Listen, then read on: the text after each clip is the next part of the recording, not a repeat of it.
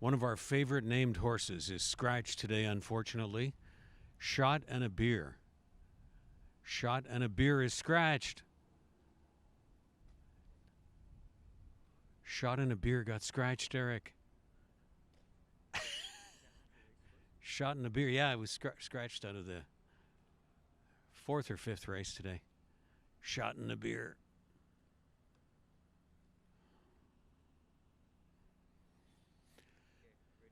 Yeah.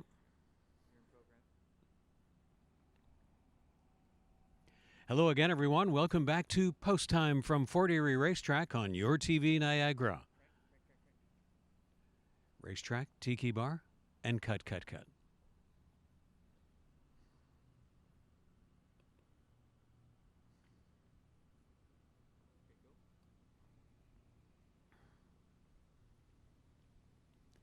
Hello again, everyone, and welcome back to Post Time from Fort Erie Racetrack on your TV Niagara. Down to the closing week of the year now at Fort Erie Racetrack, so as you view this, we have two programs remaining. That'll be Monday, October 12th, and Tuesday, October 13th, closing day, and post time both days at 1:10 p.m. with our pre-race coverage on the air at 12:35 p.m. Eastern next Monday and Tuesday. Thank you for following along all of this year at FortErieRacing.com. There you will find our live stream in high definition, the race replays, Ashley Mayhew's free daily tip sheet, the racing schedule, statistics, and much more. So with two programs remaining on the year, we invite you now to kick back and enjoy the most recent racing action. This program about to come to you from Monday, October 5th, because it's post time from Fort Erie Racetrack only on your TV Niagara.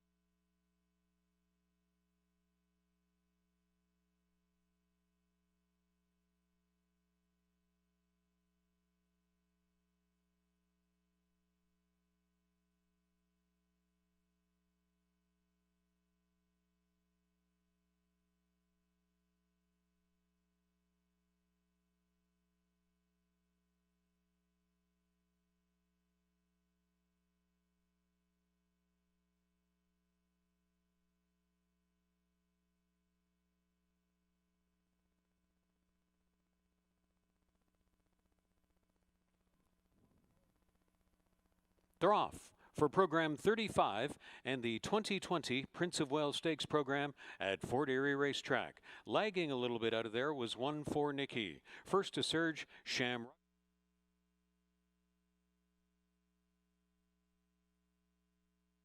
First to claim the fence position, Henson's Girl is right there with the leaders. Hush Buffy runs up, so does Blondie Likes to Dance. Third from last, Celtic Singer.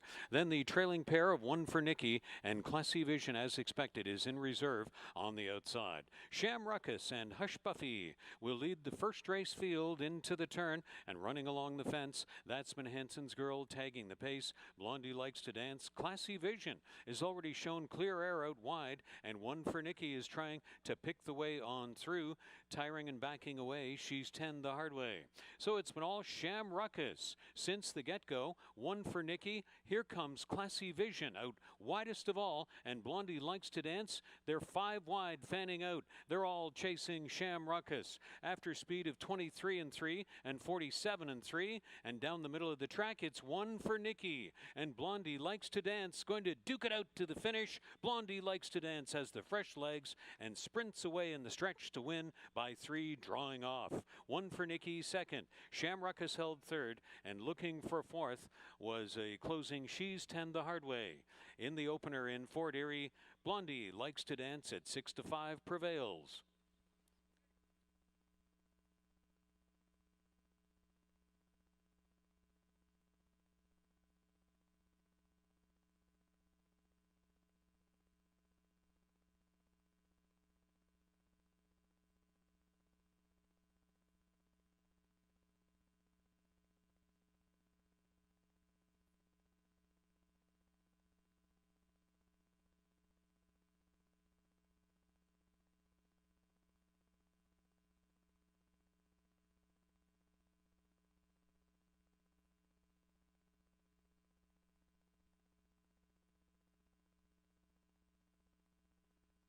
Stand by for a start.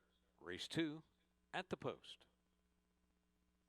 They're off in the Massachusetts Thoroughbred Breeders Association Stakes in Fort Erie for the Last Dance Stakes, and the 4 of them went strung out across the track. First time under the line. Max's Last is playing some good early hardball there. Dr. Blarney, Emil Ramsamy edging him up on the outside against Max's Last. Then the Doc is in, and St. Alfred on the outside. Round that first turn, Dr. Blarney just gliding up, looking effortless and trying to seize the lead, a clear lead from Max's Last, who is going right with him over to the backstretch. And Max's Last has his wish to stick to Dr. Blarney after a pretty quick opening quarter of 22-4. Dr. Blarney opens 3 on the Fort Erie backstretch, and the margin is expanding with no Emil Ramsamy urging. Back in second is Max's Last after that aggressive early try. St. Alfred up on the outside. He's passing Max's Last, and unused at the rear of the field is the Doc is in. So it's Dr. Blarney onto the last turn. The margin shrinks to about 2 lengths on St. Alfred. The middle speed was 46-4, 24-second rating in the second split there for Dr. Blarney. Over to the top of the stretch, St. Alfred along in second. The Doc is in, has started the motor running.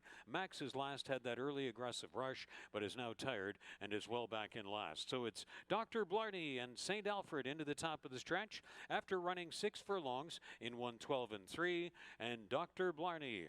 Emil Ramsamy still sitting motionless, no arm movement, no movement whatsoever, and Dr. Blarney romps again in the Massachusetts Thoroughbred Breeders Association Stakes, with St. Alfred pursuing second. And here's the battle for third and fourth. The Doc is in will outlast Max's Last. So it was Dr. Blarney in 1:42-3 in Fort Erie for the mile and 70 yards.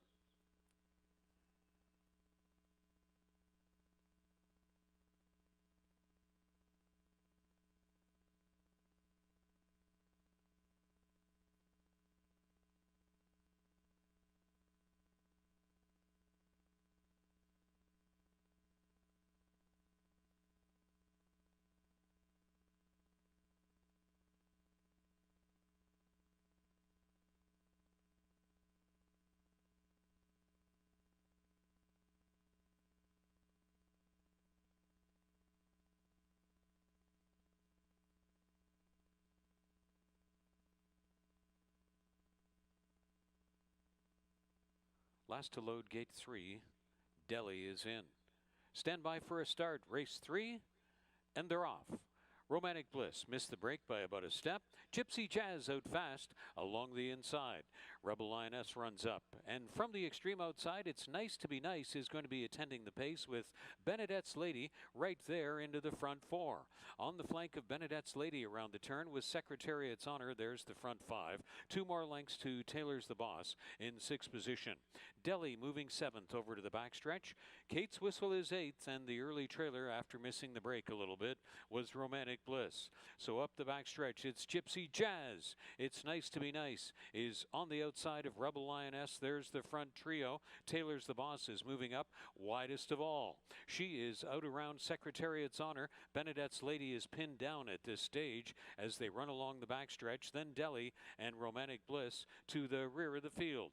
Onto the turn, chasing Gypsy Jazz through speed of 24 and 1 and 48 seconds. And moving up on the outside, here comes Rebel Lioness to confront the leader and try to move on by as they round the turn and come to head stretch. It's Nice to Be Nice endeavors to kick in a run, and they turn for the payoff. It's Nice to Be Nice, and Rebel Lioness wedging the way out. Here comes the hard closing Benedette's Lady. Benedette's Lady now up to confront It's Nice to Be Nice. Rebel Lioness never went away. Which of these 3? It's Nice to Be Nice is digging in to win again. It's Nice to Be Nice. It was a place photograph with Rebel Lioness to the inside of Benedette's Lady. Secretariat's Honor was 4th. It's Nice to Be Nice. Another dead game effort. 126 and 1.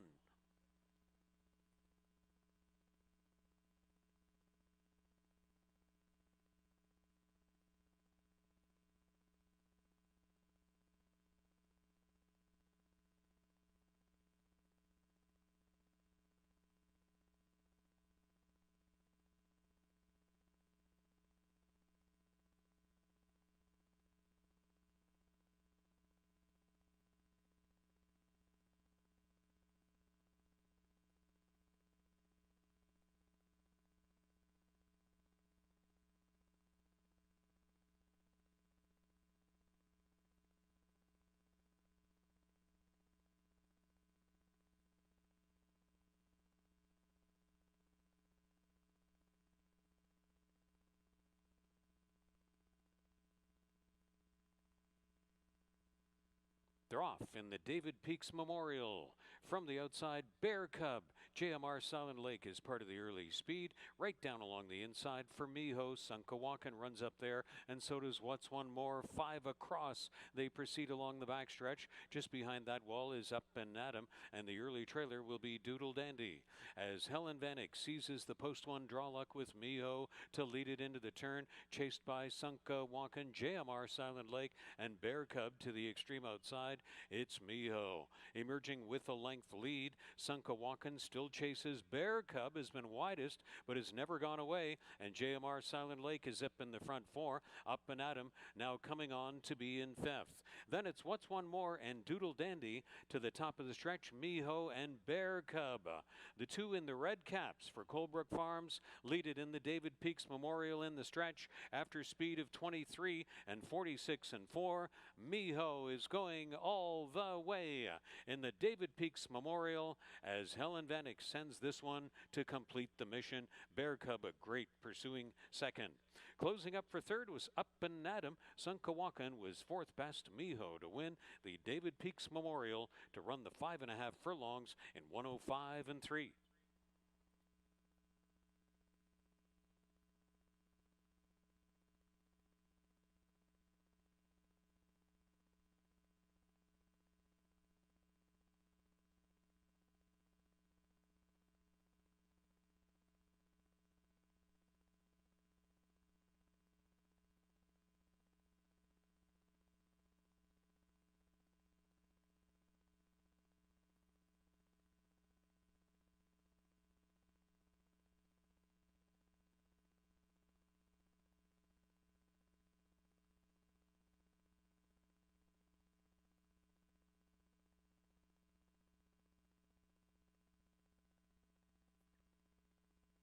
Our dance hall going up.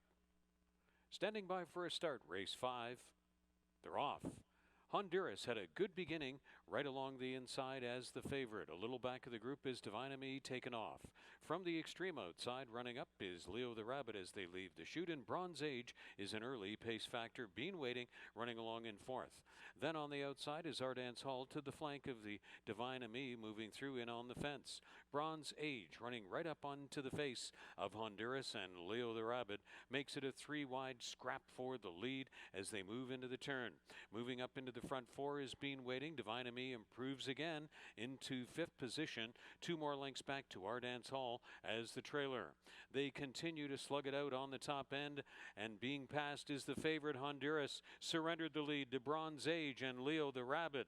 Upset potentially in the making here as Leo the Rabbit at 12-1 takes the lead from Bronze Age and Honduras along the inside. Leo the Rabbit leads it at head stretch. Here comes Bean Waiting, swinging out for clear track down the lane, and Divine Me heads up on the grandstand side. Bean Waiting is coming on. Leo the Rabbit has gone a big one, but Bean Waiting comes on past and is moving away to win for Michelle Rainford. Bean Waiting up to the line, gets there by a long neck over a very determined Leo the Rabbit. Then Divine Me and Honduras only fourth best as Bean Waiting prevails in the end in 119-2.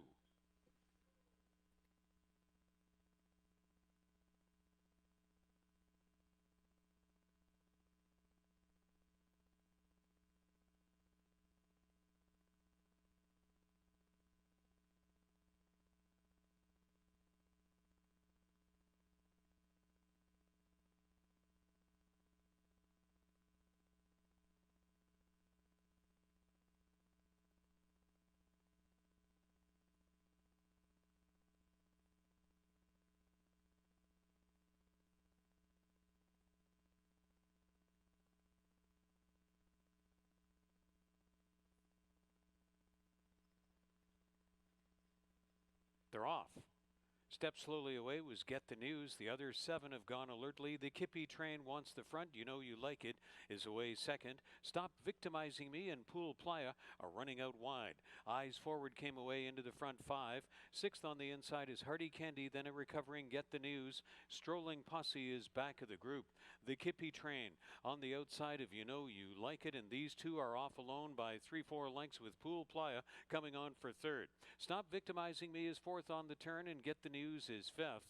Moving third from last, Hardy Candy, then Strolling Posse has one beaten, and the trailer is Eyes Forward at head stretch as they turn for the money, 22-3, and it's the Kippy Train that has been going like a freight train. The Kippy Train has overpowered this field, and the Kippy Train went off as a good thing, pounded down to 3-5 and drew off. Get the News up for second. Pool Playa was third. Strolling Posse did salvage fourth. Stop Victimizing Me was fifth. The Kippy Train in an absolute romp, 57-4.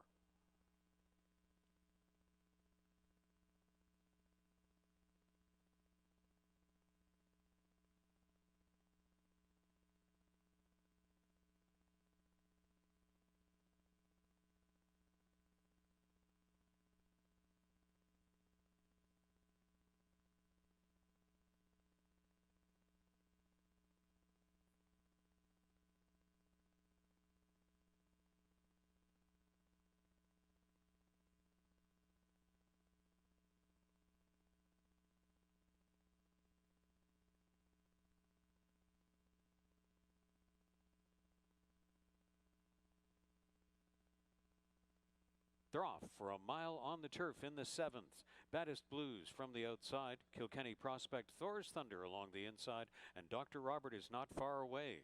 Ibaracum is part of the early action on the outside from 4th, and that's Alexander the Grey, 5th but running wide. A Viking Morning is 6th. Keep Going is 7th. Giant Balls of Fire is 8th away, and then Baddest Blues is taken in rain. Harmony Hall completes the field of 10 as they round the first turn. Over to the backstretch, Thor's Thunder makes the speed on the outside of Dr. Robert, and it's Helen Vanek and Melanie Pinto having at it on the top end here. Dr. Robert on the inside, Thor's Thunder on the outside, tracked by Kilkenny Prospect from third. Ibaracum runs on the outside of a Viking Morning. Then it's back to Keep Going, sixth on the outside, and Giant Balls of Fire has made it up to seventh. Third from last is Harmony Hall. Second to last is Baddest Blues, and Alexander the Grey has faded all the way back to 10th. The top end tussle for the lead is about to be 3 wide, joined by Kilkenny Prospect, our Dr. Robert and Thor's Thunder moving into the last turn. And starting to run through on the inside to try to pick off the leaders is Longshot of Viking Morning. Giant Balls of Fire is trying to summon more, and it's Kilkenny Prospect. As they'll make the bend, here comes Giant Balls of Fire winding up on the grandstand side. The speed was 23 and 4, 47 and 4, 6 furlongs, 14 and 2. Giant Balls of Fire trying to reach Kilkenny Prospect. Kilkenny Prospect still going by 2. Kilkenny Prospect comes up to the wire with a hard-fought win, and Giant Balls of Fire fought the good fight, was second best. A Viking Morning was third, and it was Harmony Hall looking to salvage fourth. Kilkenny Prospect, a repeat winner. 140 and 4/5 for the Turf Mile.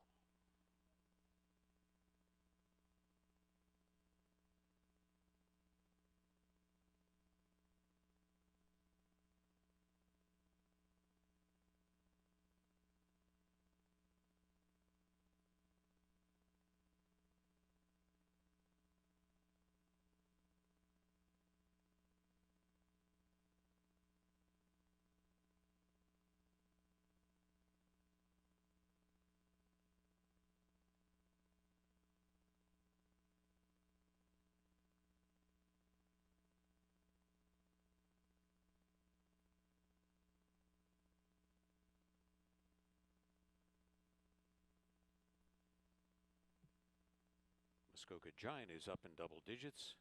Second choice Clayton, standing by for a start. They're off in the 85th running of the Prince of Wales Stakes at Fort Erie Racetrack. And it's a wild scrap for the early lead here.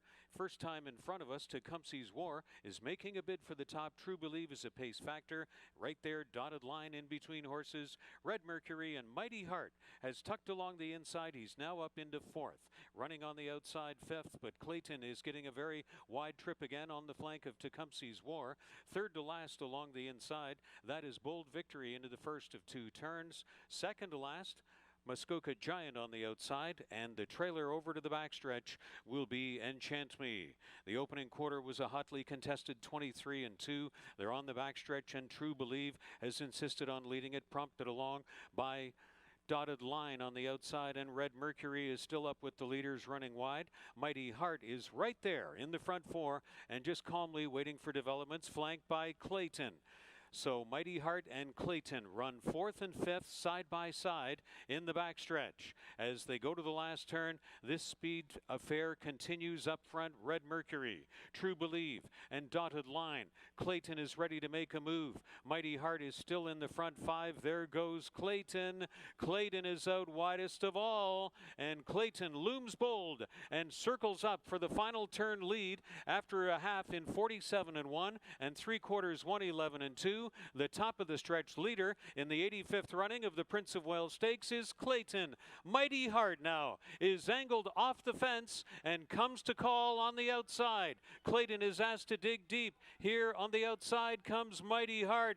Mighty Heart very calmly on the outside with no urging from Daisuke Fukumoto. He glides right on by. He was never worried. Mighty Heart, mightiest again. He's 2/3 of the way to the Canadian Triple Crown. Mighty Heart easily handled Clayton. And then back to Dotted Line and a late running Bold Victory. 155 and 2, and Mighty Heart made it look mighty easy in the Prince of Wales Stakes.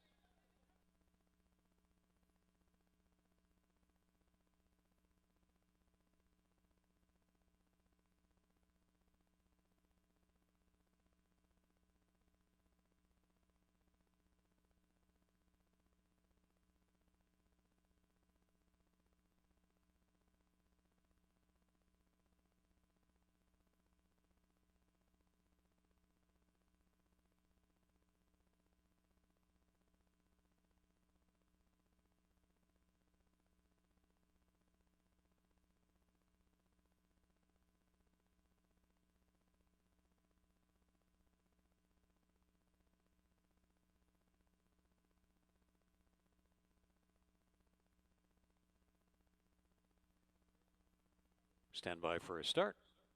Race 9 at the post. They're off.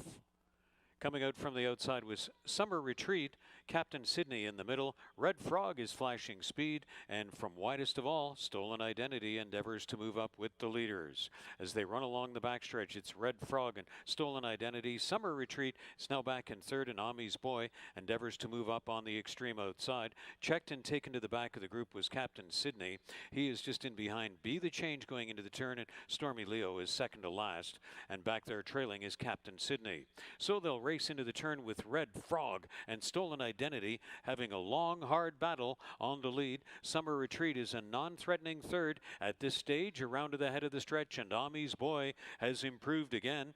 Be the Change is off the fence from fifth to the top of the stretch. It's still Stolen Identity battling with Red Frog. Ami's Boy third, they're in the lane. And it is Stolen Identity, the hot favorite, getting all he can handle from Red Frog. Captain Sydney has come from an enormously long way back, is picking them off. Here comes Captain Sydney. Captain Sydney sweeps up to win, and here's the place battle. Down on the inside, Stormy Leo was looking for second against Be the Change on the outside. That's a place photograph. Then Red Frog against Stolen Identity, Captain Sydney, and Jeffrey Alderson will score the ninth race 9-1 upset in Fort Erie.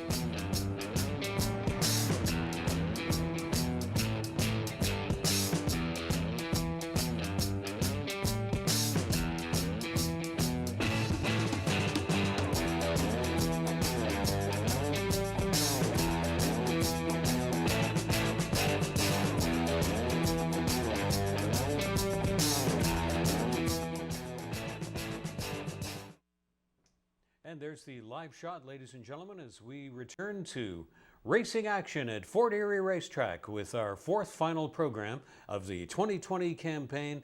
And we have indeed caught our breath after an absolutely thrilling Prince of Wales Stakes Day here last Tuesday. More on that in just a few moments. 34 minutes to first race post time, 8 races on the docket for you this day. And we're going to play under mostly cloudy skies, cooler October temperatures, but all told, pretty nice day here in Fort Erie for the Monday racing program straight ahead in about 33 minutes. We remain close to spectators, and thank you for understanding, and thanks for following along on FortErieRacing.com. As well, following along on HPIBet.com and on HPI TV, as well as across the USA and the world. After today's program, we have 3 remaining on the season. That'll be tomorrow at 1:10 p.m., and we'll conclude the season on October 12th and 13th next week, also at 1:10 p.m. with pre-race coverage on the air at 12:35 p.m. Eastern.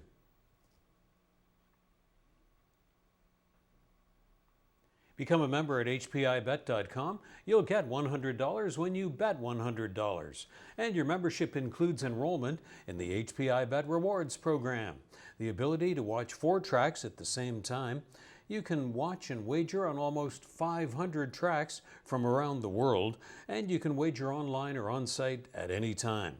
Check it out. It's free to join if you don't already have an account. Be sure to check it out today at HPIBet.com.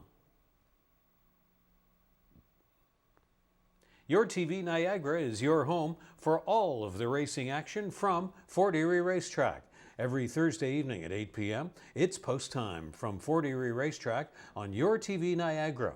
It is found at cable channel 700 in the entire Niagara region. Your TV, cable channel 700 in the entire Niagara region, every Thursday evening at 8 p.m. It's post time from Fort Erie Racetrack.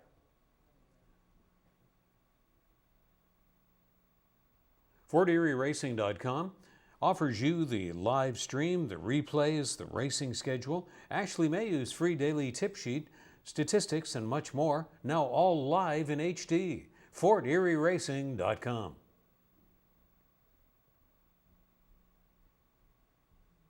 Now stand by with your pen and pencil. Here are the changes. In the first race, 3 Queen's Plate Nolan will be 4 pounds over. Race 2, 1 Wedding Ring, 2 pounds over. 6 Flat Out on a Mission, 2 pounds over.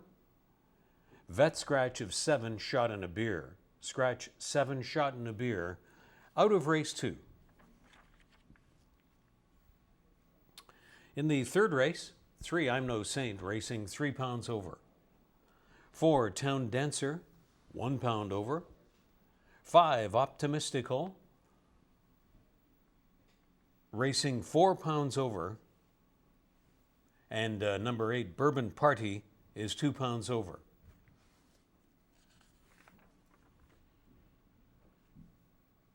On to the fourth race, where 3 What's One More has become a steward's scratch. 4 Kisleo's Justice, 3 pounds over. 5 Honorable Gibson, 2 over. Same for number 6. Tiz Tap Tango, 2 pounds over in race 4. Race 4 is Off the Turf, will be contested at 1 mile and 70 yards on the main track. Out of race 5, Vet Scratch of 3 Lil's Turn. Scratch 3 Lil's Turn out of race 5. In the sixth race, 6 Star on the Horizon, 1 pound over. 3 Hippie Chick, 4 pounds over. 4 A Little Irish Luck, 3 pounds over. 7 Doodle Dandy, 1 pound over in the sixth. On to the seventh race, Off the Turf, to be contested at 5 furlongs on the main track. 1 Silent Consort, 2 New York Mint, and 6 Reddy's Princess are Stewart's scratches, 1, 2, and 6 out of the 7th race. Still in the 7th race, 5 documented 1 pound over.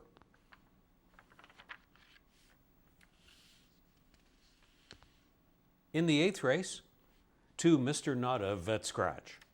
Scratch 2 Mr. Nada Vet out of the 8th. 3 Who's Got It, 3 pounds over. And 7 Brady O'Brady racing 4 pounds over in the 8th, which will mark the return of the Jackpot High 5. So on this theme of milestones here, we want to again thank you for your interest and participation in the spectacular Prince of Wales Stakes Day we had here last Tuesday. To the best of anyone's knowledge, that was the first time for a single day $3 million handle in the history of Fort Erie Racetrack, dating to 1897. So again, thanks one and all for your interest in the Prince of Wales Stakes program here last Tuesday. The Jackpot High 5, it went last Tuesday on Prince of Wales Stakes Day. There was a mandatory payout. We had the $1 ticket returning over $38,000. So again, thanks for your interest and participation. We had a great time bringing it to you, and we look forward to more of the same as we now dive into the handicapping segment of the Monday performance about to unfold as we move into the last 2 weeks of the meet for 2020 here at Fort Erie Racetrack. The first race, claiming field at 6 furlongs on the main, the first 3 races of the program at this 6 furlong distance. I'm going 3, 6, and 5. Queen's Plate Nolan will be my top call, seeking a 3rd consecutive victory. Now, admittedly, it's a little bit stiffer company here, but this one has looked so good in that last string of form with 2 wins and a 2nd place finish that I think Queen's Plate Nolan is a logical and deserving selection here in the first race to kick off the rolling pick 3s and rolling doubles with superfecta, trifecta exacta, win, place, and show on this and every race unless otherwise noted. Total consensus call there. I am joined on that landing on Queen's Plate Nolan with our track handicapper Ashley Mayu, who we expect will be along shortly throughout the afternoon with her insights and selections, the daily racing form, and Bill McGurr, our morning line odds man, all landing on the probable low odds favorite Queen's Plate Nolan in the first. On to race 2, and we do lose what I had seen as a major contender in the scratch of number 7 Shot in a Beer. So I'm going to go back to Stardust Kitten. Huge form turnaround at 26-1 last time. Probably shouldn't have been that high because that was the 3rd start for trainer Julie Mathis, who is the meet leading barn here in 2020 at Fort Erie Racetrack. Julie Mathis sending out Stardust Kitten. This is the move up to the non-winners at 2. So Stardust Kitten going to meet winners this time, but looked really handy, and Juan Crawford retains the mount here. However, we have divided opinions as Ashley Mayu in the Daily Racing Forum, landing on Flat Out on a Mission with Forgiveness Given for that last outing where this one finished 8th and tired, but maybe a better trip is in the offing for Brad Wilson here with Flat Out on a Mission. And the morning line of Bill McGurr goes with the last time winner, Keep Your Silence. That was a turf win, but Bill McGurr sees enough in Keep Your Silence to make that one top call. Total lack of a consensus here from the selectors in race 2. In the 3rd race, maiden claiming field at 6 furlongs. 4, 3, and 5 is the way I'm going. And I think this is an all or nothing day for Town Dancer number 4. This one is making the first start of 2020, so that certainly brings about a lot of elements of risk. There are a lot of workouts to go by, so at least that gives you a little bit of reassurance that we have a horse that has been sound enough and healthy enough to withstand all of those recent workouts. It's an 80% price reduction approximately from the level this one had been racing at last year. So instead of going with I'm No Saint, I landed on Town Dancer here in the 3rd race. But the rest of our selectors, for good reason, landing on morning line favorite I'm No Saint on the trainer change angle from Ashley Burness to Kevin Buttigieg in the third race for this maiden claiming event. From the fourth race, 3 What's One More is a Stewart scratch, and this race will be contested at 1.70 miles on the main track off the turf. Regrettably, this program in Fort Erie. But the show will go on with Conquer the Breeze, number 2, my top selection. On the trainer and jockey angle, very high percentage here. When you put John Sims and Kirk Johnson together in recent years at Fort Erie Racetrack, you oftentimes will be rewarded with a superb winning effort. Ashley is with me on Conquer the Breeze, but Trinity Thunder is the top call of the Daily Racing Form Selector and our morning line oddsman Bill McGurr from Equibase.com. Trinity Thunder was a third in comparable company last time, but beaten by 12 lengths. So at 1.70 miles, Conquer the Breeze. John Sims has this one for a third consecutive start, and maybe this is the day for this one to shed the maiden status. On to race 5 at 1.70 miles. 8, 7, and 1 will be my top 3 as number 8, Audrey Grace, hits a new low price tag level for her career. Now, this one has 2 wins from 18 starts lifetime, no wins in 4 tries this year, so with the new low price tag offered, maybe a more competitive outing is in the offing here for Audrey Grace. But we have selections all over the place again, which means it's going to be, in all probability, a very even odds board. Musical Flight for the Ragunath connections of Ravendra and Eric Ragunath and owner Sheila Mohan, Juan Crawford in the saddle. That's the top call of our Ashley Mayu in the Daily Racing Form. Bill McGurr goes with Bel Tempo, who passed 7 rivals in the stretch at Woodbine last time. We're going to find out today whether that was the result of just following behind a very, very fast pace and passing tired rivals, or whether that was a legitimate move. In any case, Zeljko Kretschmar goes right back to Jason Hoyt in the saddle, so we'll see if Bel Tempo has a big sweeping late move in race 5, one of the many angles to play out in this 1.70 test. On to the 6th race. For another 1.70 road race, I'm going 1, 6, and 5, Star on the Horizon. Looks like a trainer change and private purchase here by David and Julie Mathis. And we want to wish Julie all the best here, the meet leading shed row in 2020 at Fort Erie Racetrack. And the next win for Julie will be her 200th career win. Maybe it will have already happened by the time Star on the Horizon loads into the gate. I'm the only one with that view that the private purchase angle will pay immediate dividends.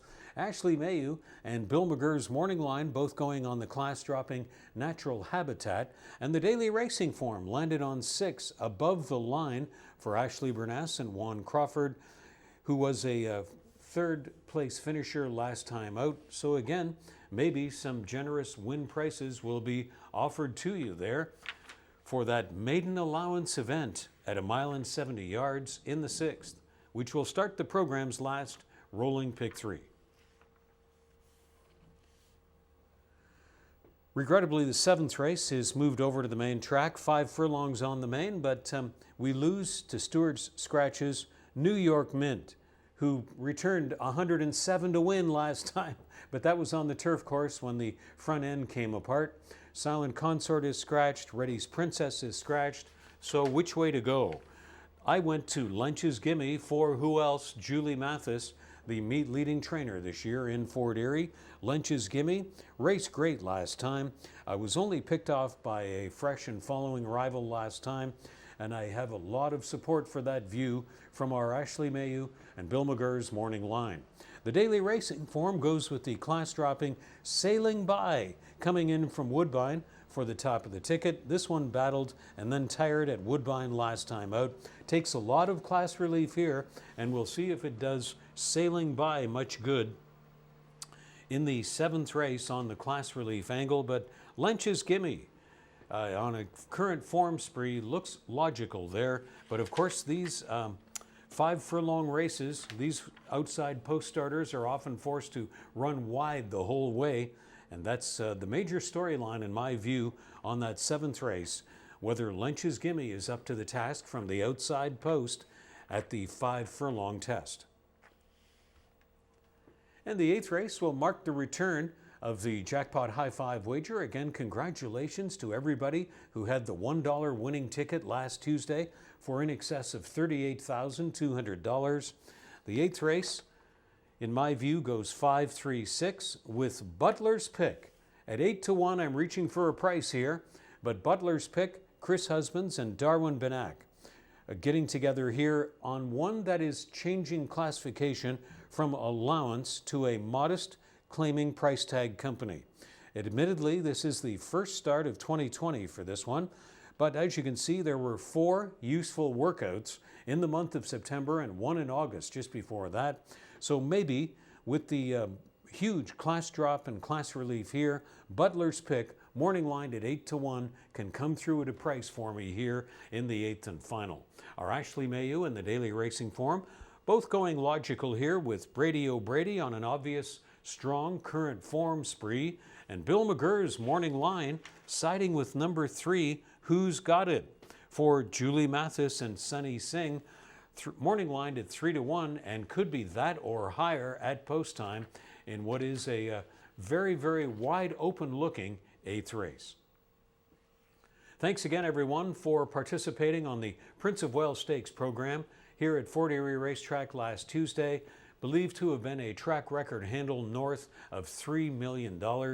Ashley Mayu is going to be by with her selections and insights throughout the afternoon. 17 minutes to first race post time as we move into the final 8 days of the meet for 2020 from Fort Erie Racetrack.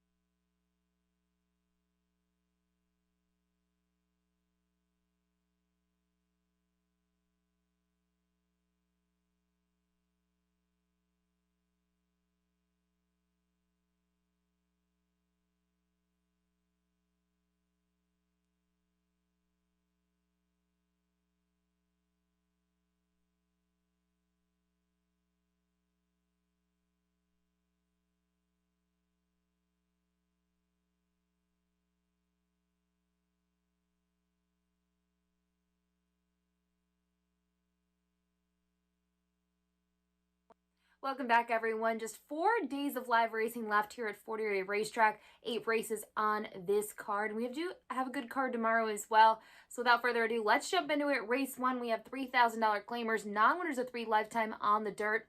I think the number 3, Queen's Plate Nolan, will likely be the post-time favorite. Now, one last time out to pick up that second lifetime win, and prior to that broke the maiden. So this one has been on a win streak.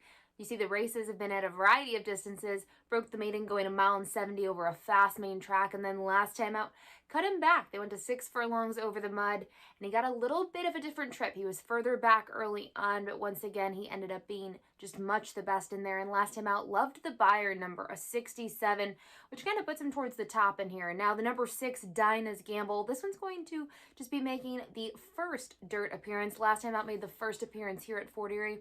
Made it a winning one. It was on the turf going 5 furlongs at that $3,000 level. Non-winners of 2 lifetime. Won by 2 3/4 and was a price that day. Went off at just about 9 or 10 to 1. And kind of look at the trip that this one got. Had to go wide. So we'll see if this one can kind of transform those numbers onto the dirt.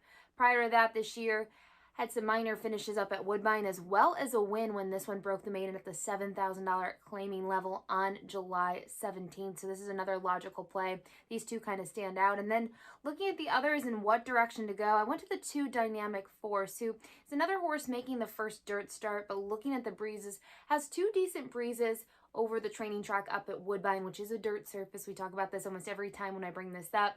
You know, you see that work 2 back. Yes, it was before the last 2 races, but I like horses that show some ability in the mornings over the dirt. If I see a horse with slow works, I'm very cautious, especially when they're shipping in from Woodbine. Now, in the case of this one, disappointed last time out. Didn't take any play at that non-winners of 3 lifetime level. And the prior start, won by just a neck, kind of had to work really hard to get the job done in the end. But this is one that typically closes from off the pace. We'll see if this one can handle the dirt today. But for me, I'm going to go to the local horse, the number 3 Queen's Plate Nolan as the top pick. Then the 6 Dinah's Gamble, one of 2 horses that I use that will be trying the dirt for the first time. And then the 2 Dynamic Force. Good luck.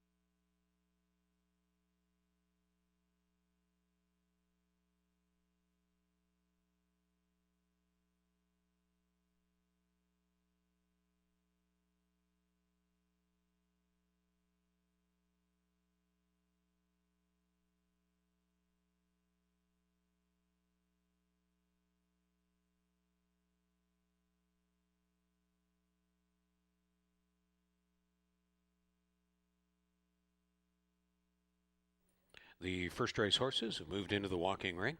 It's 8 minutes to post time from Fort Erie Racetrack.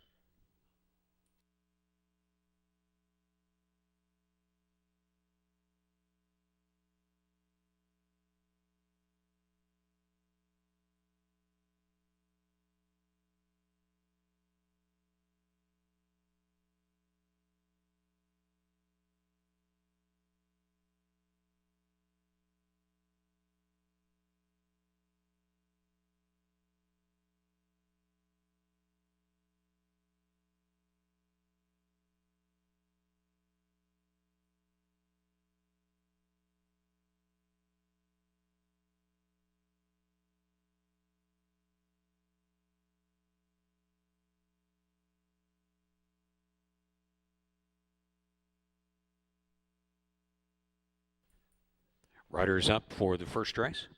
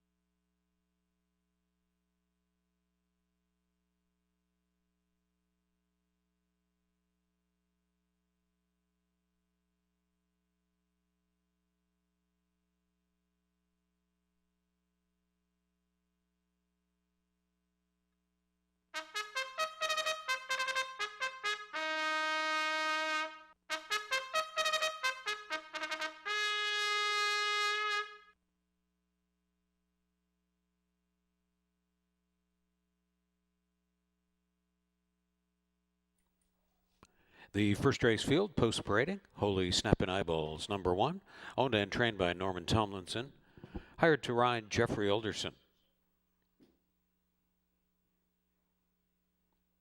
Milram Sammy is in the saddle of 2 Dynamic Force, trained by Willie Armada for Alpine Stable. Queen's Plate Nolan 3, campaigning for trainer Nick Mullaney Jr., sharing ownership with Richard Hurst. The jockey is Mark Lee Buchanan. Pierre Mel Hot up for Bancroft D'Souza. 4 is Postman Pat. Strolling Posse, number 5, is trained by Daniel Wills for Gene Ryan. Saddle duty entrusted to Kirk Johnson. Dinah's Gamble, number 6, with the rider Hannah Toomey, trained by Bill Tyrannos for Natural 8 Stable and Partner.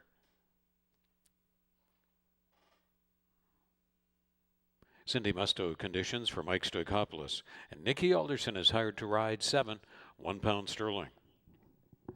Claiming field at 6 furlongs in the first race to kick off the rolling pick 3s and rolling daily doubles.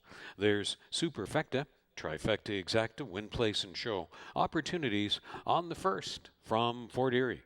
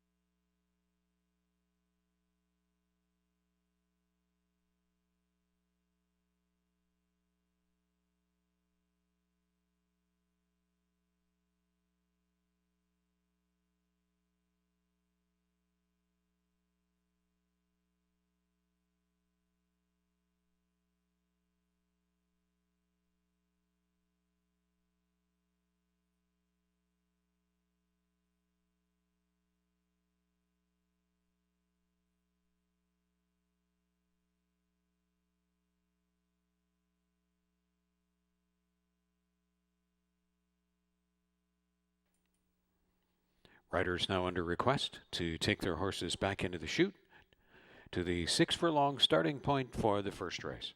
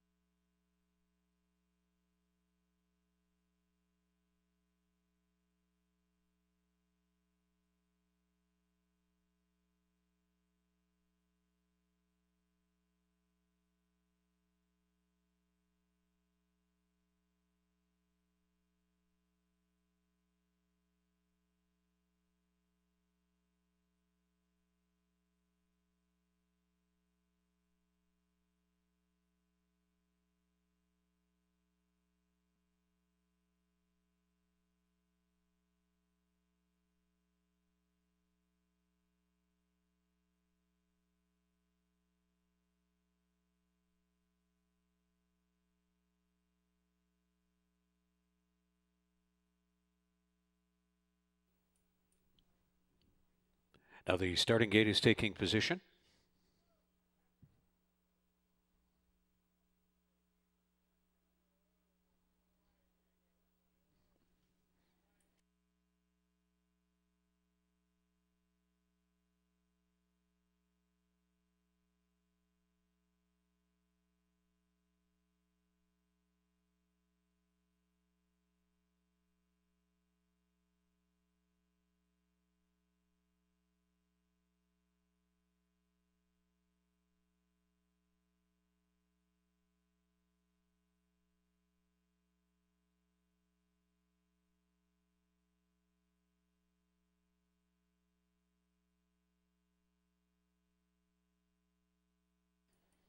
The first race field has reached the starting point, readying to step in. Time running out for first race wagering.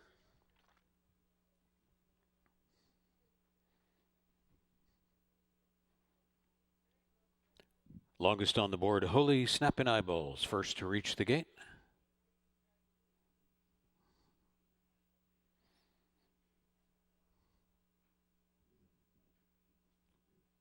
Dynamic Force offered at 9-2.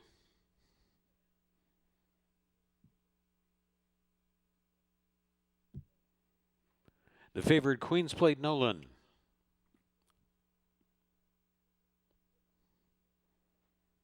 Postman Pat at 12-1. Strolling Posse in double digits. Dinah's Gamble the second choice. £1 Sterling completes the line. Stand by for a start. Locked and loaded for the first. They're at the post. And they're off for program 36 of 2020 at Fort Erie Racetrack. Queen's Plate Nolan was a step slowly away. Strolling Posse flashes speed with Dinah's Gamble. £1 Sterling is up wide. Dynamic Force. Queen's Plate Nolan has come back on through, and Holy Snappin' Eyeballs along the inside is to the rear of the field. So proceeding along the backstretch, they still scrap 3 wide for the lead. Running right through was Postman Pat in on the fence, flanked by Strolling Posse, and on the outside, Dinah's Gamble. These three having at it. Queen's Plate Nolan. Dynamic Force is up widest of all. Along the inside, Holy Snappin' Eyeballs has saved all of the ground, and £1 Sterling is only 2 more lengths back of the group. Round to the top of the stretch, Dinah's Gamble. A long and protracted battle with Postman Pat. The opening quarter was 23 seconds, and into the stretch, Dinah's Gamble has come away with the lead, putting away finally Postman Pat and Strolling Posse. Queen's Plate Nolan. Dynamic Force now in hot pursuit on the outside. Through the stretch, here comes Ramsamy with Dynamic Force closing in. Dynamic Force upset-minded, 4-1 in the opener. Dynamic Force, a well-timed winner to just catch Dinah's Gamble. Strolling Posse rallied back for third. Queen's Plate Nolan was only 4th best. It's Dynamic Force in the opener in 1:11-4.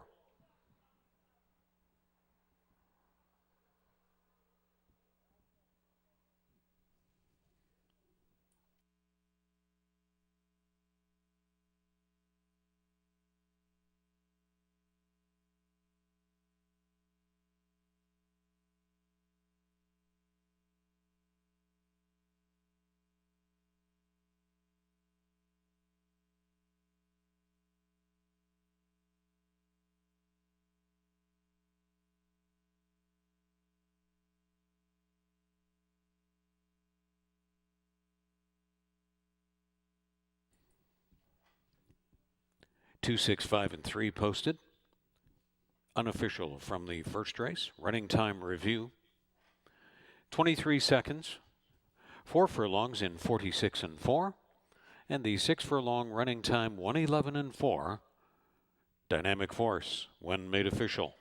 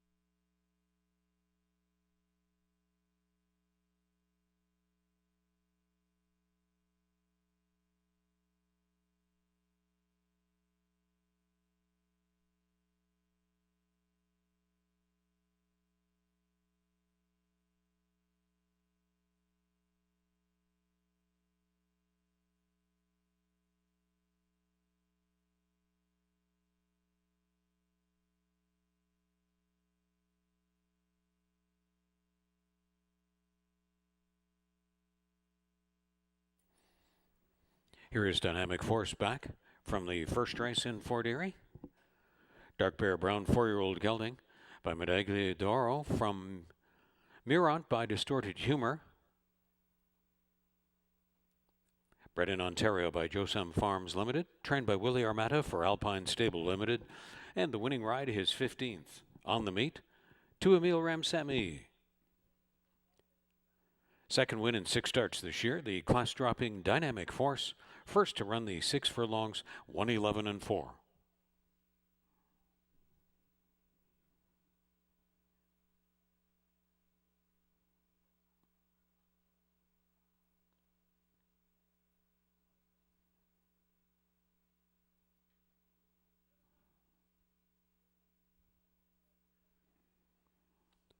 Dynamic Force returns 1070, 470, and 380. Dinah's Gamble $3.30 and $3. Strolling Posse $7.40. The first race exact at $27.50. The trifecta $136.80. Dollar Superfecta $265 and 3, $186.30.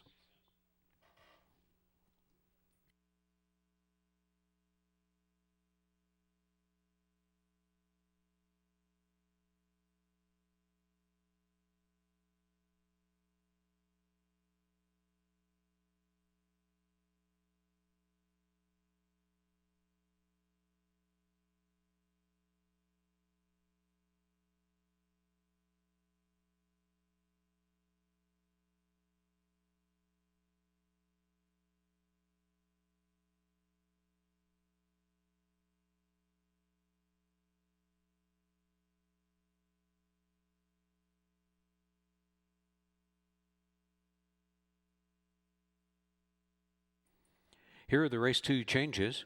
1 wedding ring and 6 flat out on a mission, each racing 2 pounds over. 7 shot in a beer is a vet scratch. Race 2 from Fort Erie starts the early 20-cent pick 4.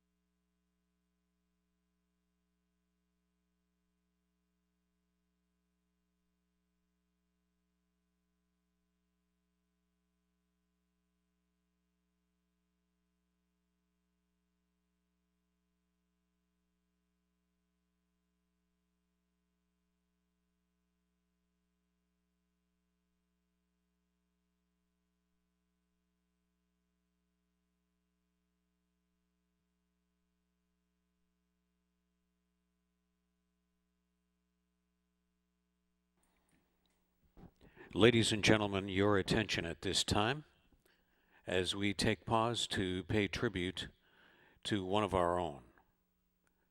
Recently, the news broke that Martha Gonzalez passed away, and we direct your attention to the television monitors for a tribute as our jockeys are stepping out for the moments of silence to honor the memory of Martha Gonzalez, the wife of trainer Nick Gonzalez. Nick, a long-standing and serving member as well of the Fort Erie Live Racing Consortium Board of Directors. Now, ladies and gentlemen, a moment of silence to former Fort Erie resident Martha Gonzalez.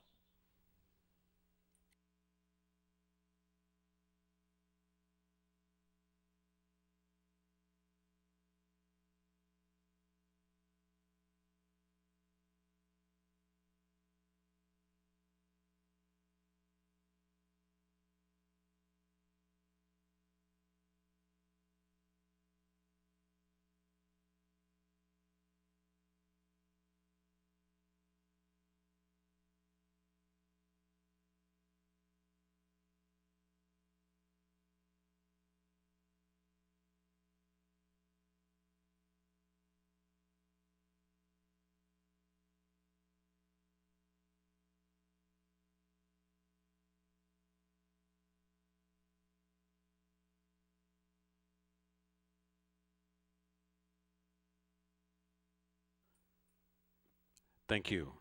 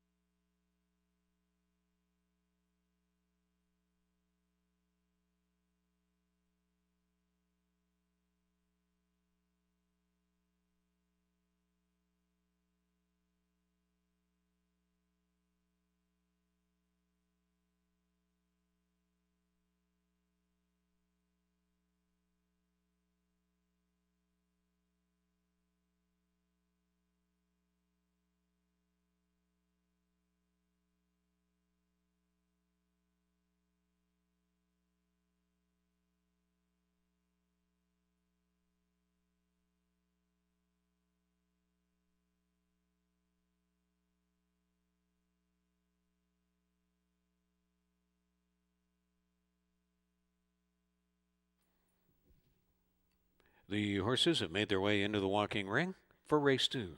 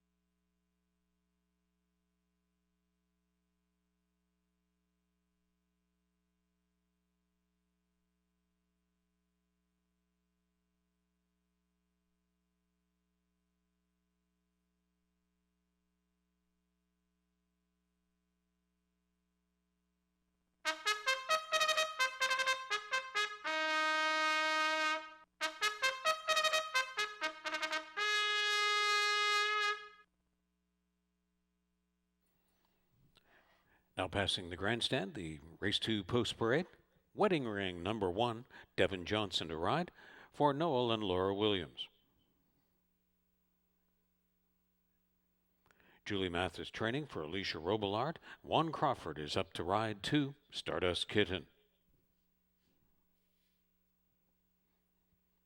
Miss T Blonde number 3, trained by Anthony Alderson for Malcolm Alderson. The rider is Nikki Alderson.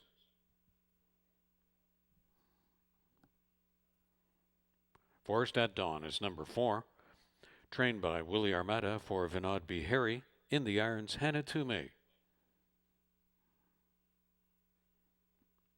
5, Keep Your Silence, trained by Anthony Husbands for Offshore Racing Stable. The jockey is Chris Husbands. And 6 is Flat Out on a Mission, trained by Lindsay Hode for Joseph Hode. The rider is Brad Wilson. Number 7 was a vet scratch. Race 2 is the start of the early 20-cent pick 4. Starts a rolling pick 3 and double. There's Superfecta, Trifecta, Exacta, Win Place, and Show Wagering on Race 2 coming up from Fort Erie.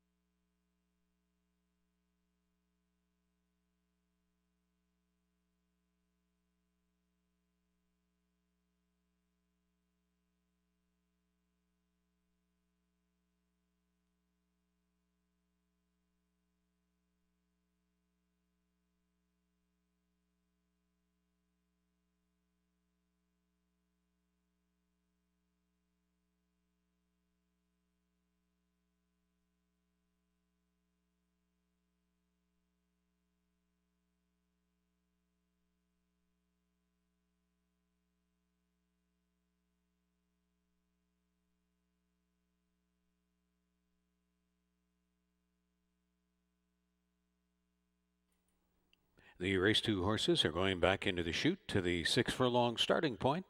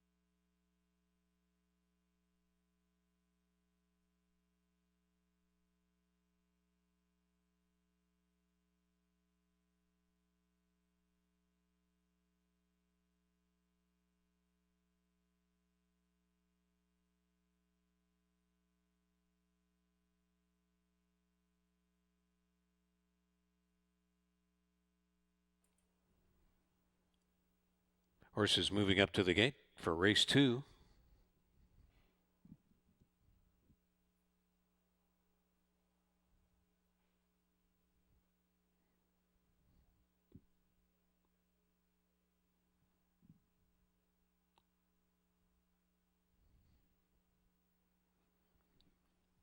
Field's long shot wedding ring, first to arrive at the gate.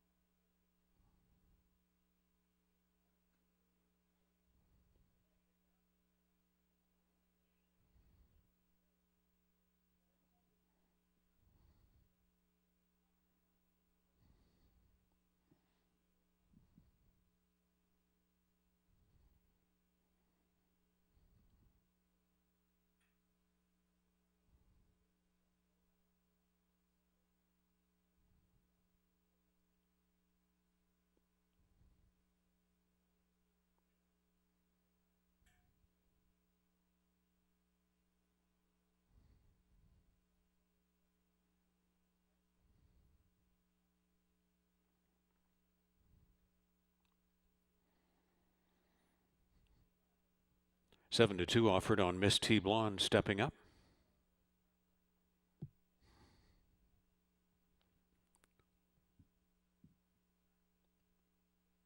Forest at Dawn. Tepid favorite, Keep Your Silence.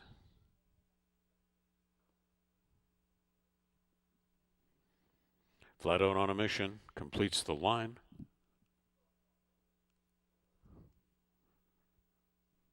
Standing by for a start. Race 2 at the post. They're off. And from the outside, looking for big early speed is Flat Out on a Mission. Flat Out on a Mission. Stardust Kitten has come through well along the inside. Going to run up near the pace. That's Long Shot Wedding Ring. After a leaving move, Keep Your Silence now back to fourth on the outside and being passed by Miss T Blonde. And Forest at Dawn is the trailer. So it's Stardust Kitten on the inside. And on the outside, Flat Out on a Mission. They go nose to nose into the turn. Tracked by Wedding Ring. Miss T Blonde. Second to last, Keep Your Silence. And Forest at Dawn is the trailer. And on the outside, it is Flat Out on a Mission, still in a protracted battle with Stardust Kitten, and Miss T Blonde has been tracking right there and is swinging to the outside. They run down inside the quarter pole after speed of 23 seconds and 46 and 3. Here comes Miss T Blonde on the grandstand side, sweeping up for the stretch lead for Nikki Alderson. Battling hard, Stardust Kitten has no intention of quitting. Stardust Kitten is coming back at Miss T Blonde. Stardust Kitten and Miss T Blonde. Miss T Blonde doing the better laid work, wins by close to half a length to a very game Stardust Kitten. And then Keep Your Silence and Flat Out on a Mission as Miss T Blonde scores in race 2 at 5 to 1 in 112 1/5.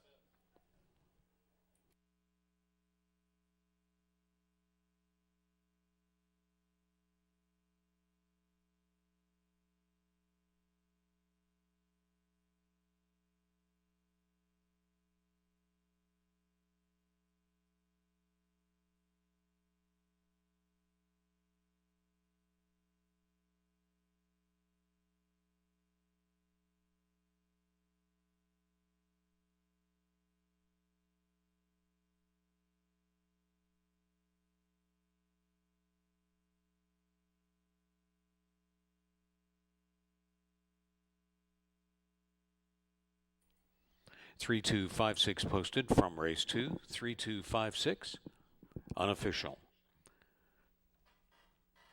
Race 2 times recap 23 seconds. 4 furlongs and 46 and 3. The 6 furlong running time 112 and 1/5. Miss T Blonde, one made official.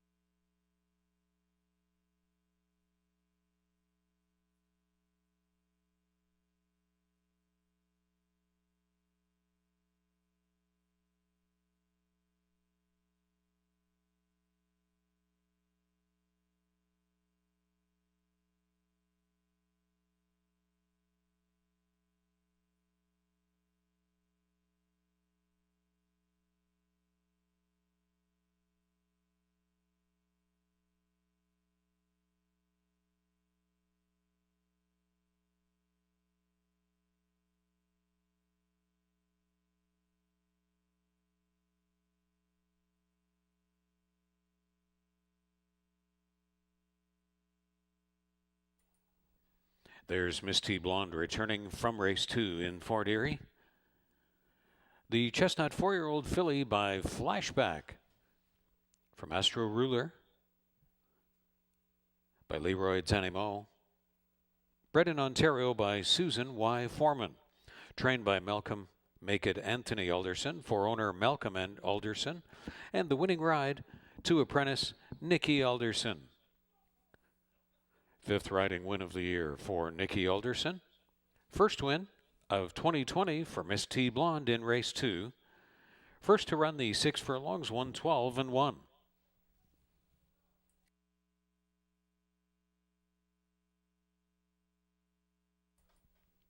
$13.40 on the win ticket, Miss T Blonde, $5.60 and $3.30. Stardust Kitten, $6.60 and $4. Keep Your Silence, $3.50. The exact is $62.20.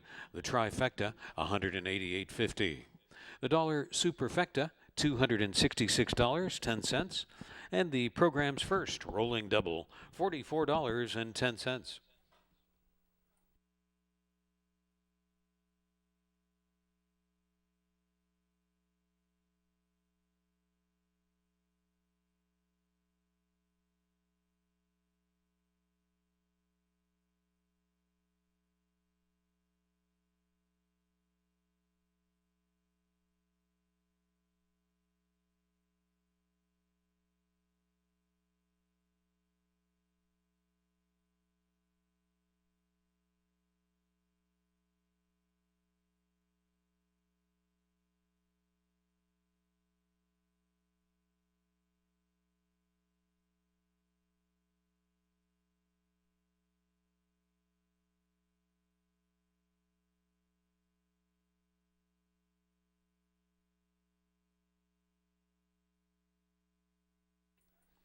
Become a member today of HPIBet.com, and you'll get $100 when you bet $100.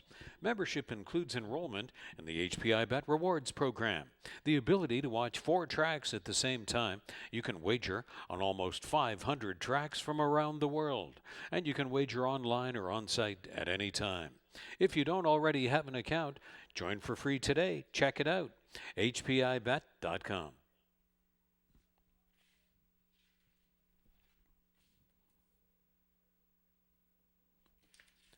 In the third race, 3, I'm No Saint, 3 pounds over.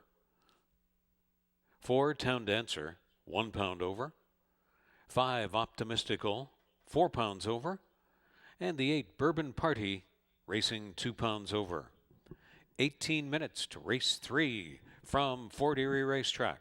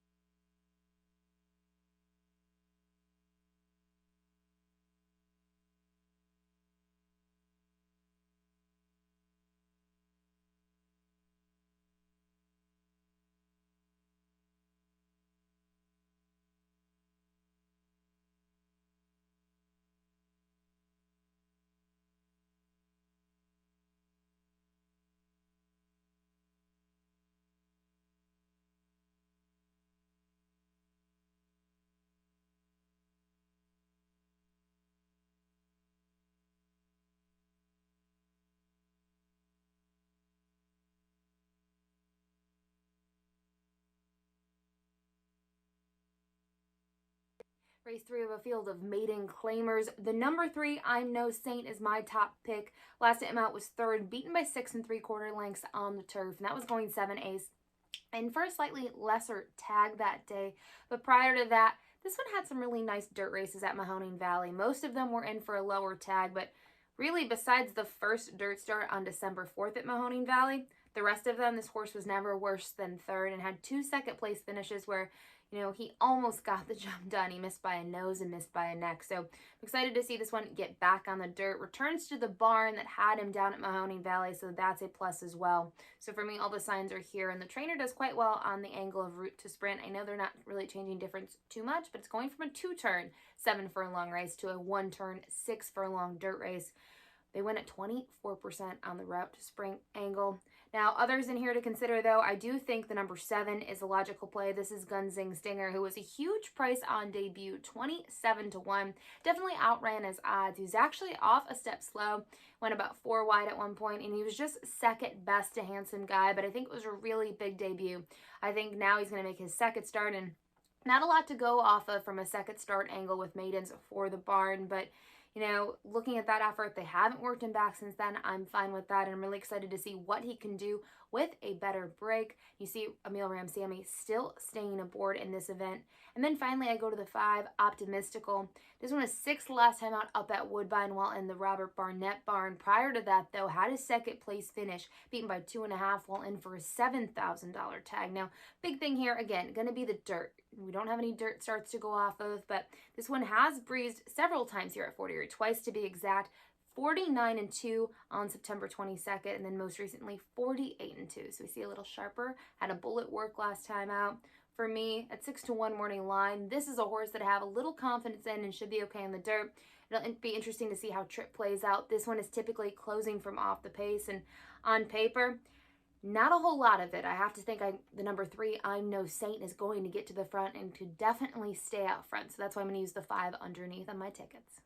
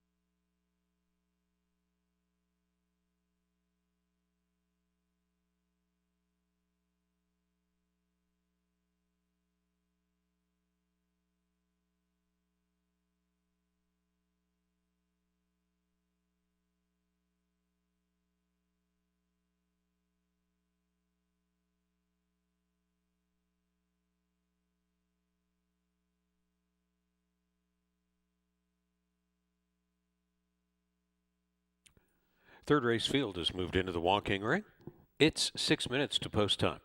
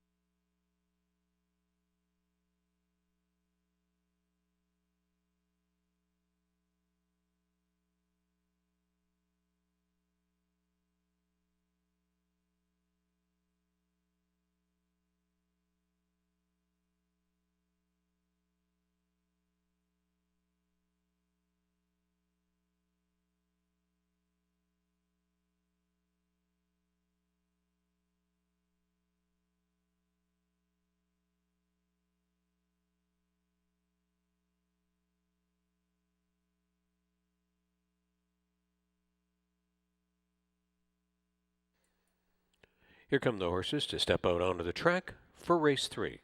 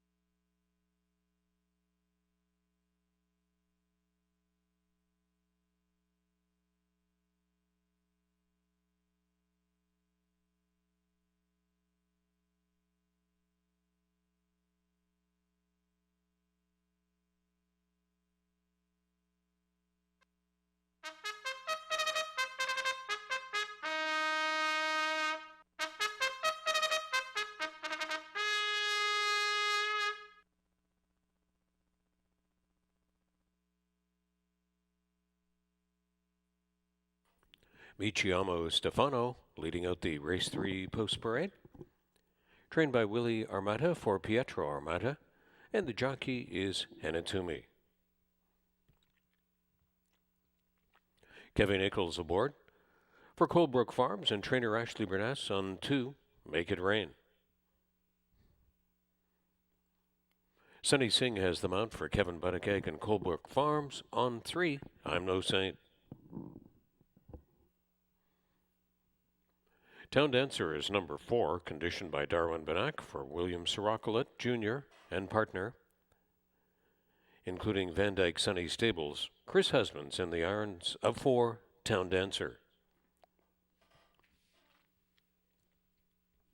Radcliffe Racing, campaigning Optimistical 5, trained by Barrington Cito. The rider is Mark Lee Buchanan.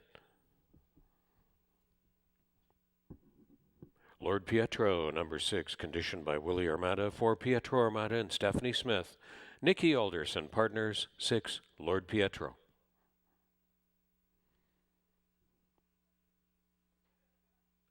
It's Emil Ramsamy, the rider of 7, Gunzig Stinger. Trained by Claudia Rabstein for owner Zig John Grinsteins. And the 8 is Bourbon Party, trained by Howard Keane for Don Ellison. Aboard is Devin Johnson. The third race, start of a rolling pick 3 and daily double. And there's Superfecta, Trifecta Exacta, Win, Place, and Show on race 3, coming right up from Fort Erie.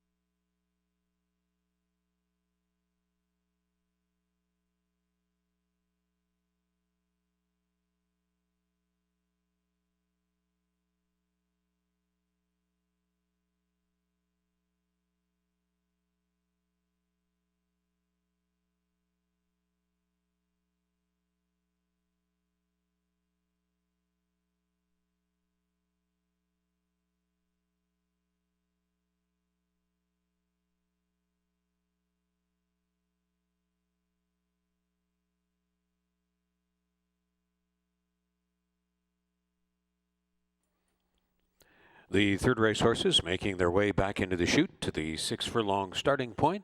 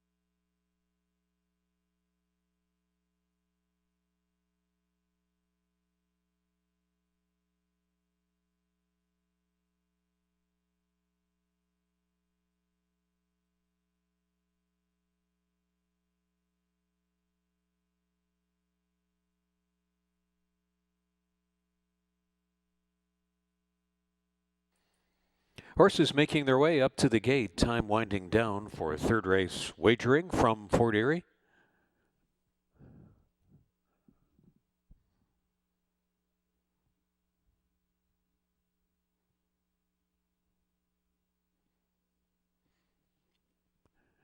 Michiomo Stefano, long shot, steps in.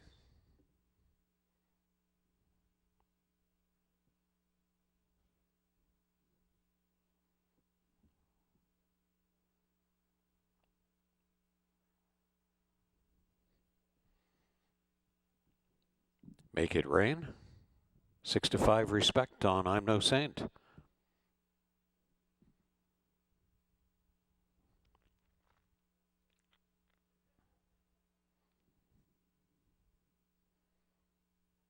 Down Dancer up to 3-1 in the last click. Optimistical.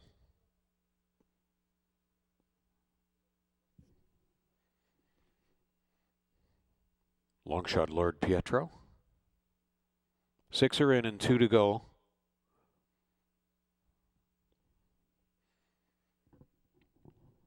Gunzig Stinger. Another long shot Bourbon Party completes the line. Stand by for a start. Race 3 at the post. Backed out was Bourbon Party. Standing by.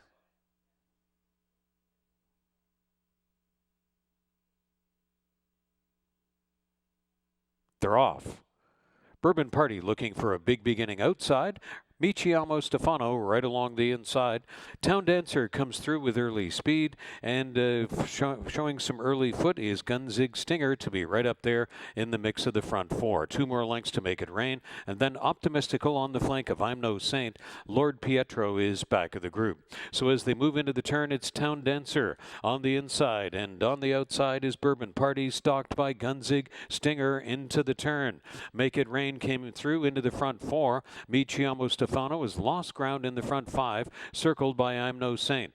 Optimistical second to last, and 2 more lengths to the trailer, Lord Pietro. They'll move around inside the quarter pole. Town Dancer, the clear leader and top end target. I'm No Saint, next closest pursuer with Gunzig Stinger. 22 and 3, 45 and 4. Plenty of speed in this one. Town Dancer is still going. Town Dancer is loose on the lead. Town Dancer closing at 2-1. Slams the door shut early on this field. Town Dancer and Chris Husband's long gone winners. Gunzig Stinger is up for second. Make It Rain stays for third.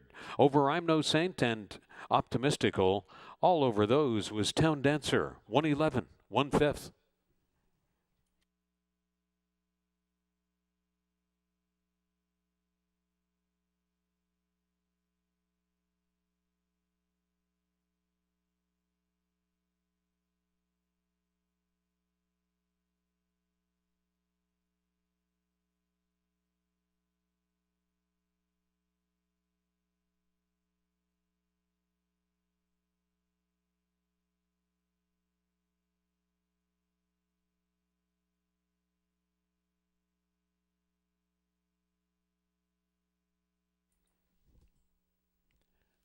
Four, 7, 2, 3 posted unofficial from race 3.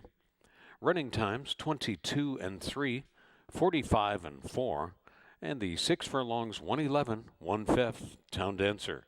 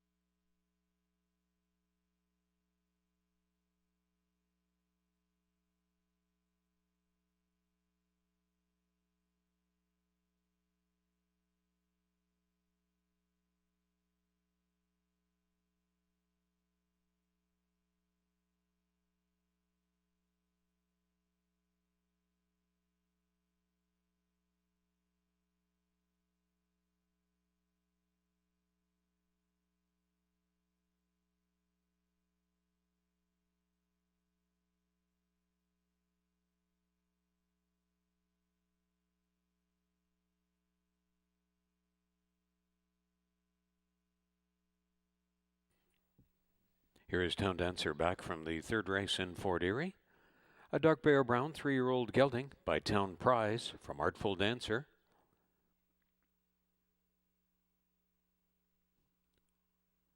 Bred and owned by William A. Siracolet Jr., and Van Dyke Sunny Stables in Ontario, trained by Darwin Banak, and the winning ride his 24th on the meet. Having an outstanding season in Fort Erie is rider Chris Husbands.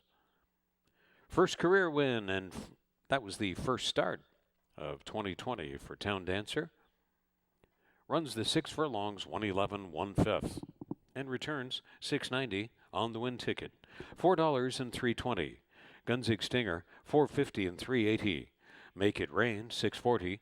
The Exact at $25.40. The Trifecta, $181.90. The dollar Superfecta, 472 and 3, $235.70. Rolling Daily Double, 42.40, and the Pick 3. First Pick 3 of the program ended on race 3, $123.70.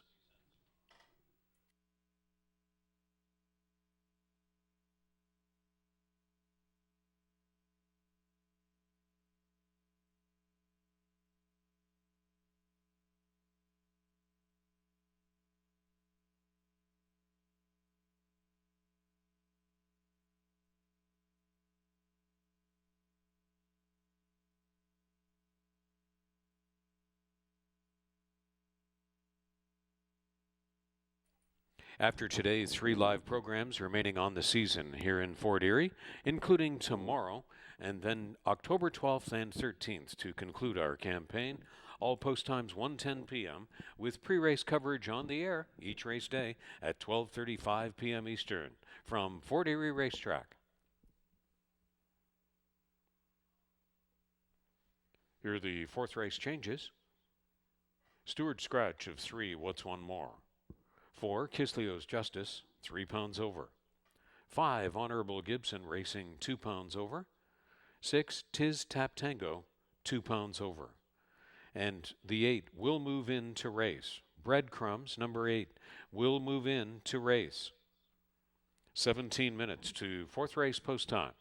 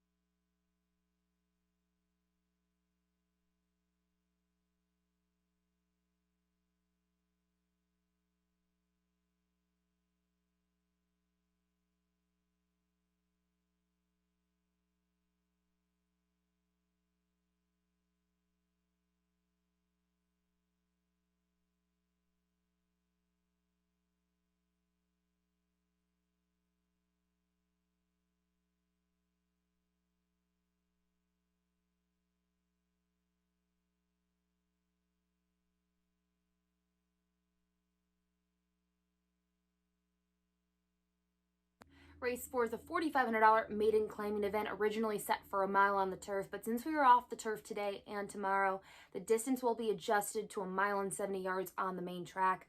Go to the number 2, Conqueror the Breeze, whose last 2 efforts here at Fort Erie have been over the dirt. The effort 2 back going a mile and 70 yards was second, beaten by 2.5, behind Queen's Plate's Nolan, who we saw race earlier today.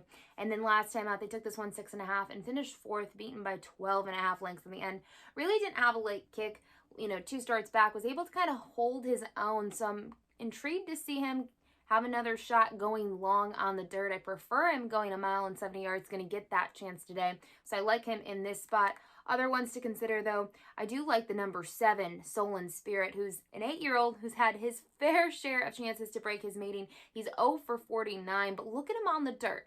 He's 2 for 2 as far as second place finishes go. We saw one of those 3 starts back at this level and at this distance. He just kind of tracked in third throughout, about 4 or 5 lengths off the leaders, and he ended up finishing second. And the winner that day, Dr. Robert, was just dominant in that win, drawing off by 8 lengths. So for me, I don't see this horse, honestly, breaking his maiden today, but I do think he's a logical use underneath, and maybe I'll be wrong. Maybe lucky number 50 will do the trick for him. And then finally, the 8, Breadcrumbs. This is the main track only entrant who I always have to look at because there's a reason they raced this one on the dirt.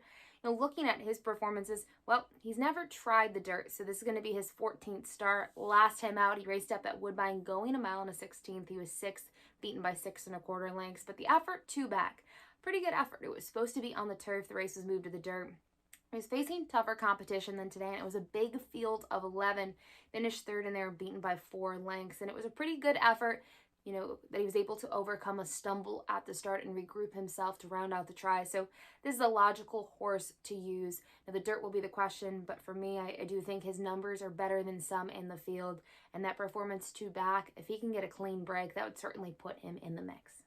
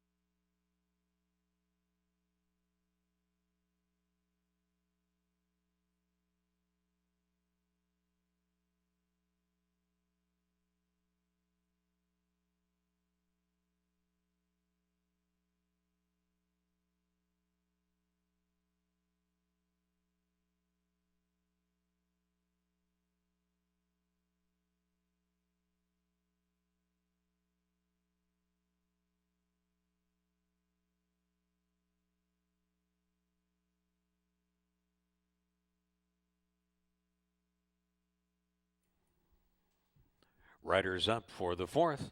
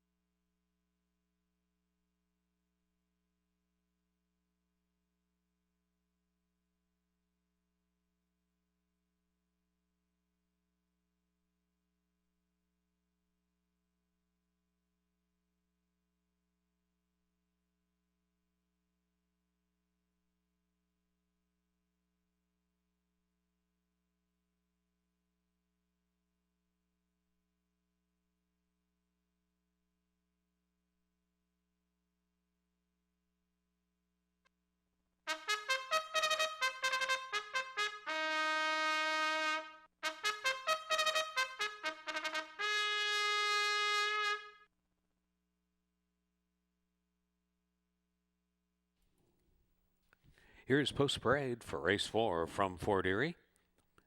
Trinity Thunder, number 1, owned and trained by James Goldenberg. In the irons, Pierre Mailhot.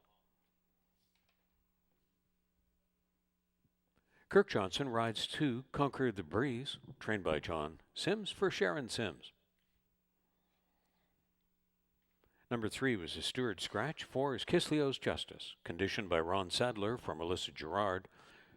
The jockey is Corey Jordan.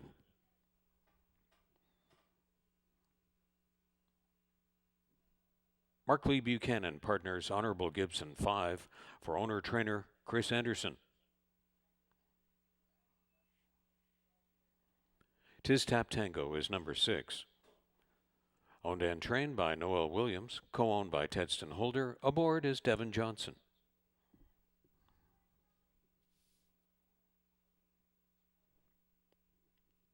Soul and Spirit is number 7. Trained by Roger Hospitalli for Dwayne Scantleberry. The rider is Hannah Toomey. And the 8 Breadcrumbs moves into race with 1 Crawford in the saddle. Trained by Beverly Chubb for Horsepower Racing and the trainer Beverly Chubb co-owning. They'll run a mile and 70 yards on the main track. It's the start of the daily 20-cent Pick 5. Starts a rolling Pick 3 and double. There's Superfecta, Trifecta Exacta, Win, Place, and Show opportunities. Race 4 coming up from Fort Erie.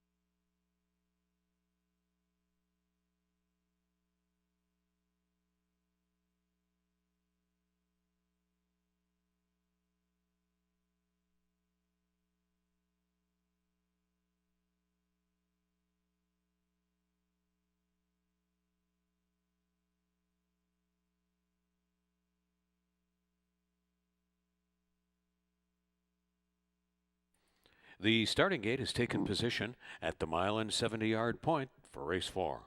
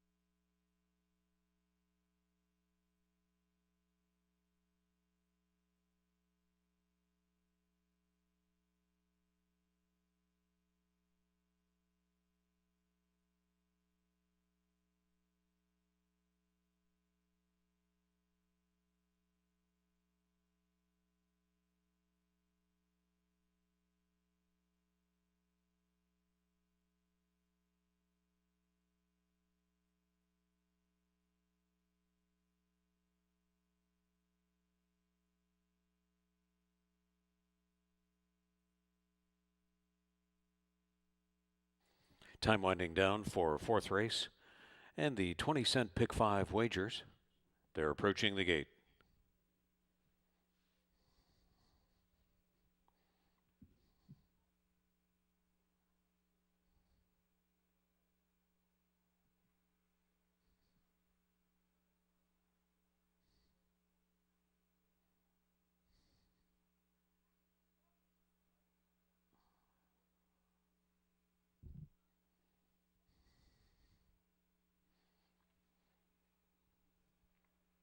First in with 3-1 Respect, Trinity Thunder.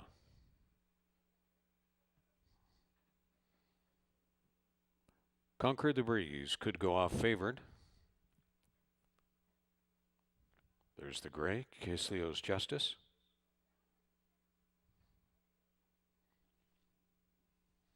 Honorable Gibson offered at 9-1.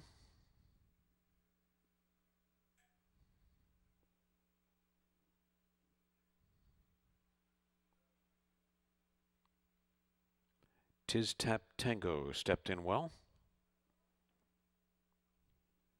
Soul and Spirit. Breadcrumbs to complete the line. Standing by for a start, race 4 at the post. And they're off. Step slowly away was Honorable Gibson. Right along the inside, Trinity Thunder and Conquer the Breeze have shown the most early speed. Soul and Spirit runs up into 3rd. On the outside of the gray, Kisleo's Justice. And there at the extreme outside is Breadcrumbs running up into the front 5. Tiz Tap Tango is second to last, and Honorable Gibson is recovering after a tentative beginning. And on the lead, it's Trinity Thunder and Conquer the Breeze. These two are off in a bit of a top-end breakaway. Trinity Thunder and Conquer the Breeze. Running up 3rd on the outside is Breadcrumbs on the flank of Soul and Spirit, and they're gaining on the leaders over to the backstretch. Here comes Honorable Gibson up into the front 5 after overtaking Kisleo's Justice and Tiz Tap Tango. Now the front 4 are almost right tight together after an opening quarter of a lot of early speed, 23 and 3. Trinity Thunder trying to put away Conquer the Breeze once and for all, and running right there 3rd is Soul and Spirit, poised 4th on the outside. Breadcrumbs may have to go a little bit wider. Then it's back to Honorable Gibson and Kisleo's Justice, and the trailer is Tiz Tap Tango on the final turn after they ran half a mile in a spirited 48 and 2. And here, 3 wide, comes Juan Crawford launching the bid, and Breadcrumbs swoops to the lead at head stretch. It's Breadcrumbs taking over. A stubborn Trinity Thunder is still battling on. Conquer the Breeze never never went away. Soul and Spirit determinedly trying to hold fourth. Breadcrumbs a short lead by a length through the stretch. It's Breadcrumbs. Breadcrumbs comes in from the also eligible and will win it at 2-1. Breadcrumbs in front. Trinity Thunder battled long and hard, stayed second. So did Conquer the Breeze, staying for third.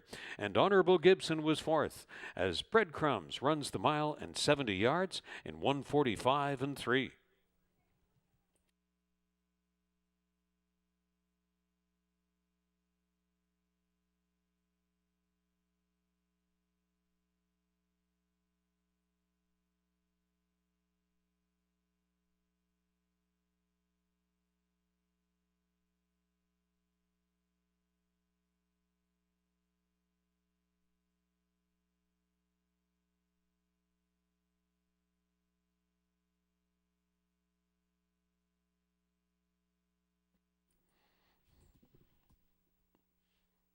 (8:125) is posted from the fourth race. Running times recap. The quarter 23 and 3 and half a mile in 48 and 2. 6 furlongs 1:14 and 2. And the mile in 70 yards 1:45 and 3 for Breadcrumbs when made official.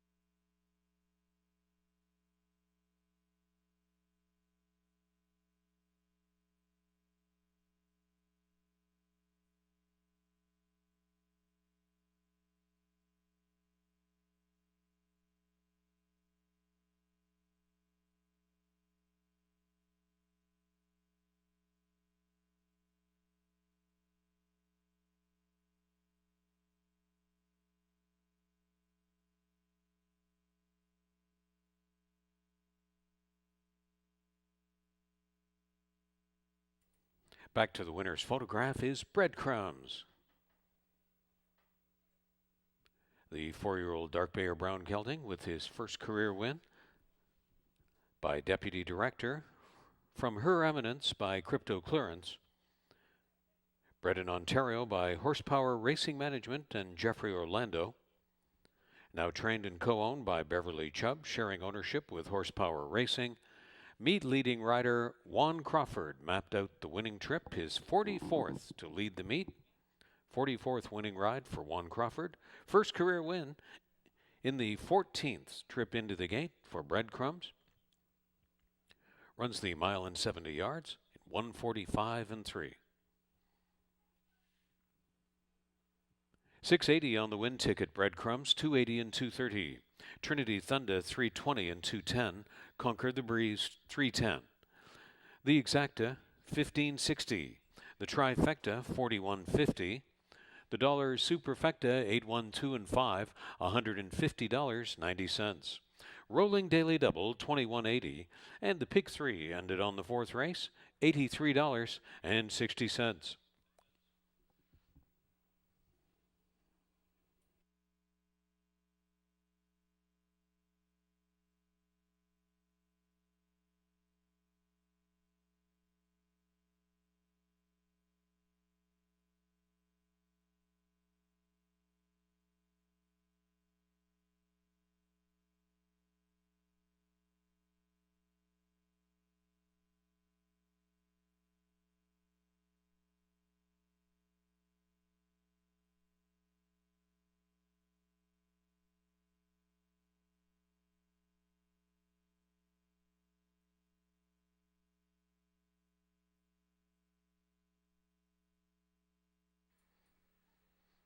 From the fifth race, 3 Lil's Turn is a vet scratch.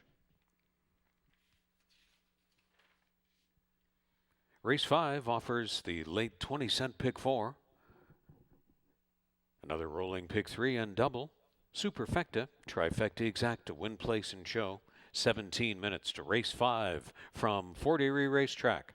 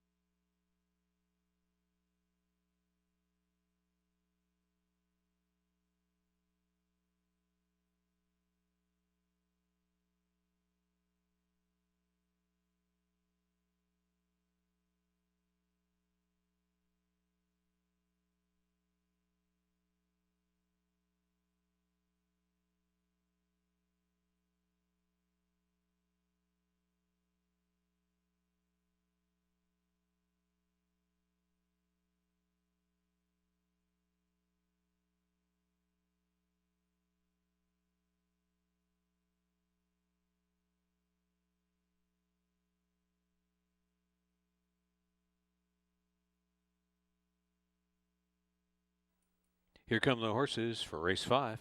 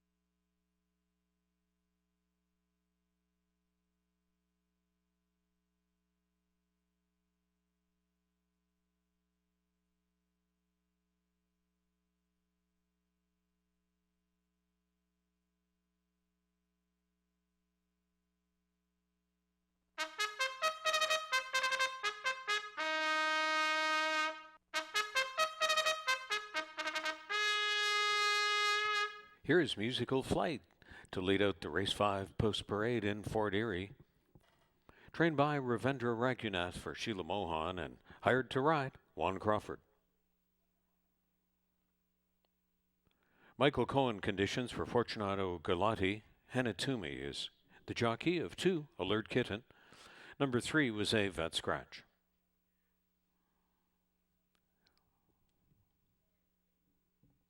Hilltop Harmony 4 on the track, conditioned by Julie Mathis for Six Brothers Stable. The rider is Kirk Johnson. It's Chris Husbands up for Rich Davis on 5, Rebel Lioness.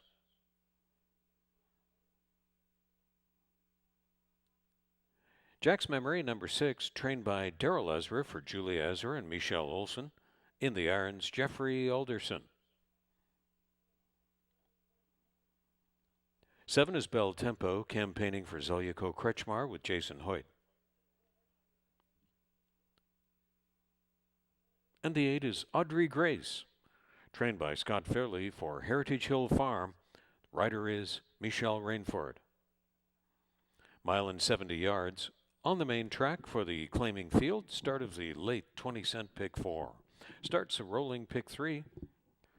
And there's Daily Double, Superfecta, Trifecta Exacta, Win Place and Show, race 5 coming up from Fort Erie. Start of the late 20-cent pick 4.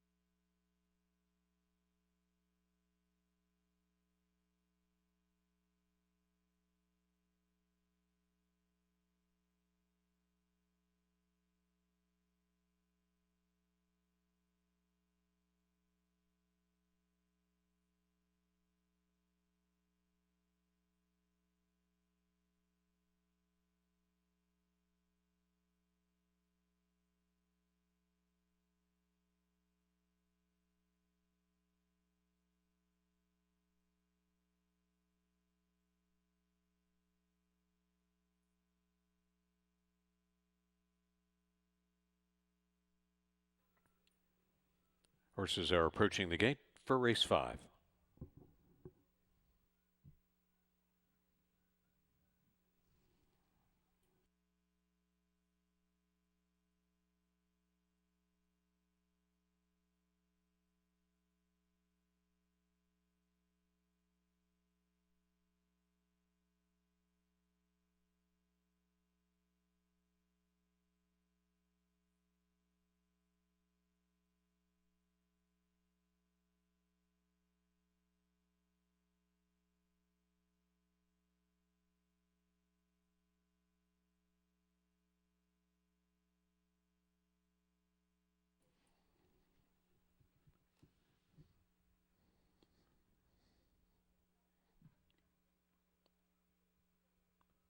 Musical Flight, priced at 7-2. Long Shot Alert Kitten walked in well.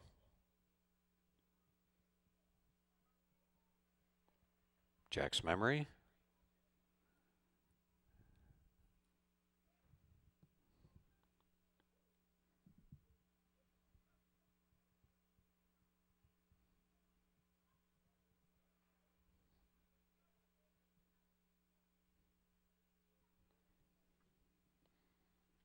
Tepid Favoritism for Bel Tempo.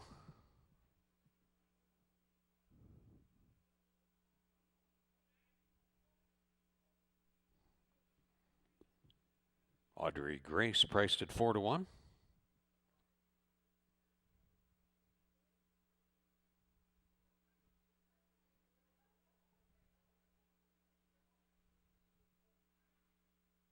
Rebel Lioness.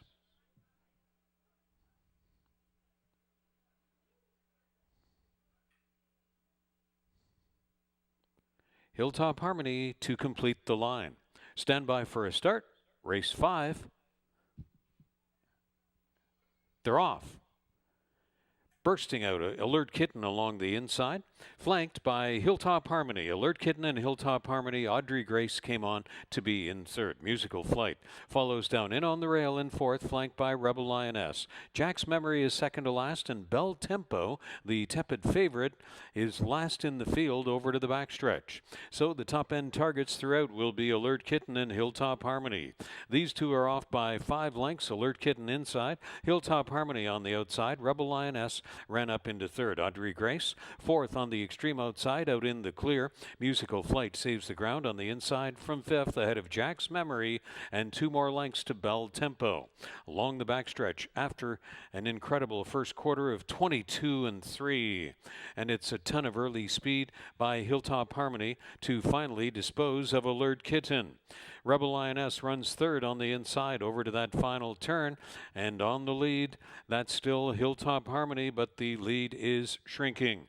Audrey Grace, moving up on the outside with all kinds of run, is closing in. Here comes Audrey Grace. Bel Tempo was last in the early going and now picks up second on the outside, and the complexion totally changes for the final quarter. Taking the lead, Audrey Grace. Bel Tempo second. The middle speed was 46-4, 113-1. Audrey Grace, Bel Tempo. Bel Tempo, last in the early going, now takes the stretch lead and is drawing away Bel Tempo. And Jason Hoyt are clear in the stretch by 2. Audrey Grace fought the good fight, but is second best to Bel Tempo. Bel Tempo to win. Audrey Grace, a very game second. Musical Flight stayed third, and Hilltop Harmony was embroiled in the early speed and stayed fourth. Jack's Memory was fifth. Bel Tempo to win in 1:43 2/5.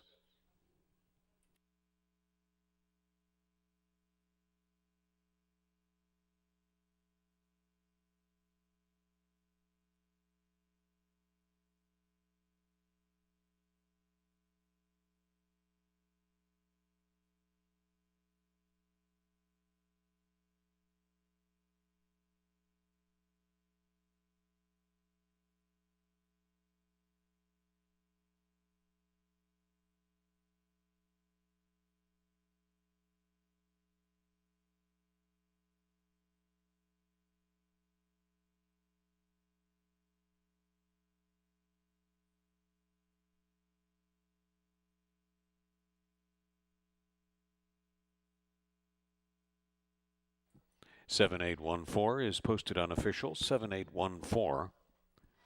Through running times of 22 and 3, 46 and 4, 6 furlongs, 113 and 1. The mile and 70 yards in 143 2/5 bell tempo.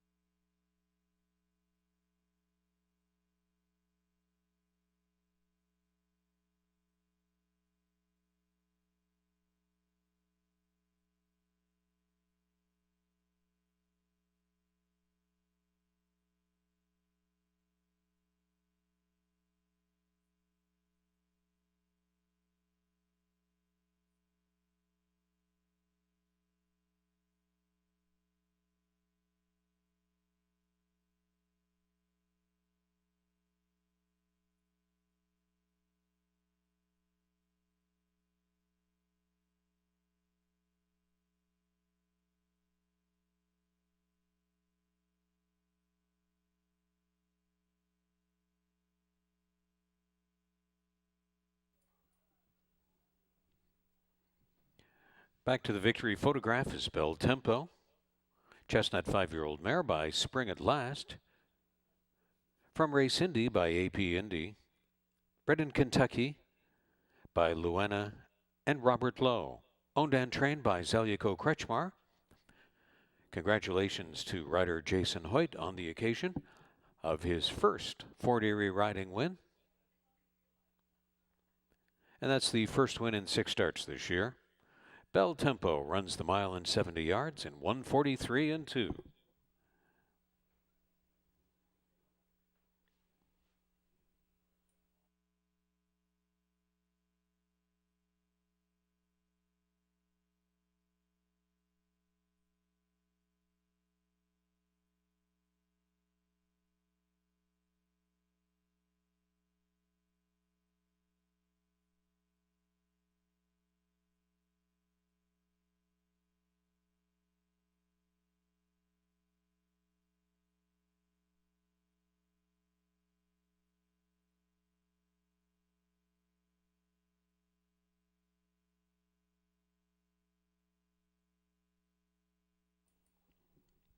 It's 550, 280, and 220 across on Bell Tempo. Audrey Grace, $4.40 and $3. Musical Flight, $3.20. The Exacta, $15.20. The Trifecta, $56.90. The dollar superfecta combination was 7814 for $104.50. Rolling daily double, $24.30. The pick 3 ended on race 5, $31.95. And the early $1 pick 4, $274.85.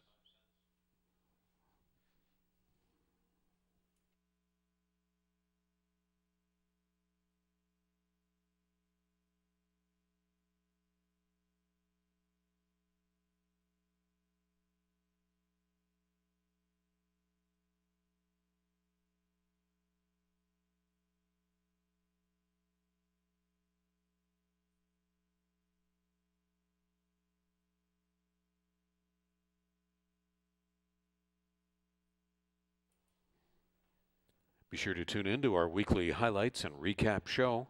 Post time from Fort Erie Racetrack on Your TV Niagara every Thursday at 8 p.m. Your TV Niagara found at cable channel 700 in the entire Niagara region. That's every Thursday evening at 8 p.m. Our weekly highlights and replay show on cable channel 700 in the Niagara region. Your TV Niagara. Here are the 6th race changes. 1 Star on the Horizon, 1 pound over. 3 Hippie Chick to race 4 pounds over. 4 Little Irish Luck, 3 over. And 7 Doodle Dandy, 1 pound over. The 6th race, start of this program's final 20-cent pick 3. 17 minutes to post time from Fort Erie Racetrack.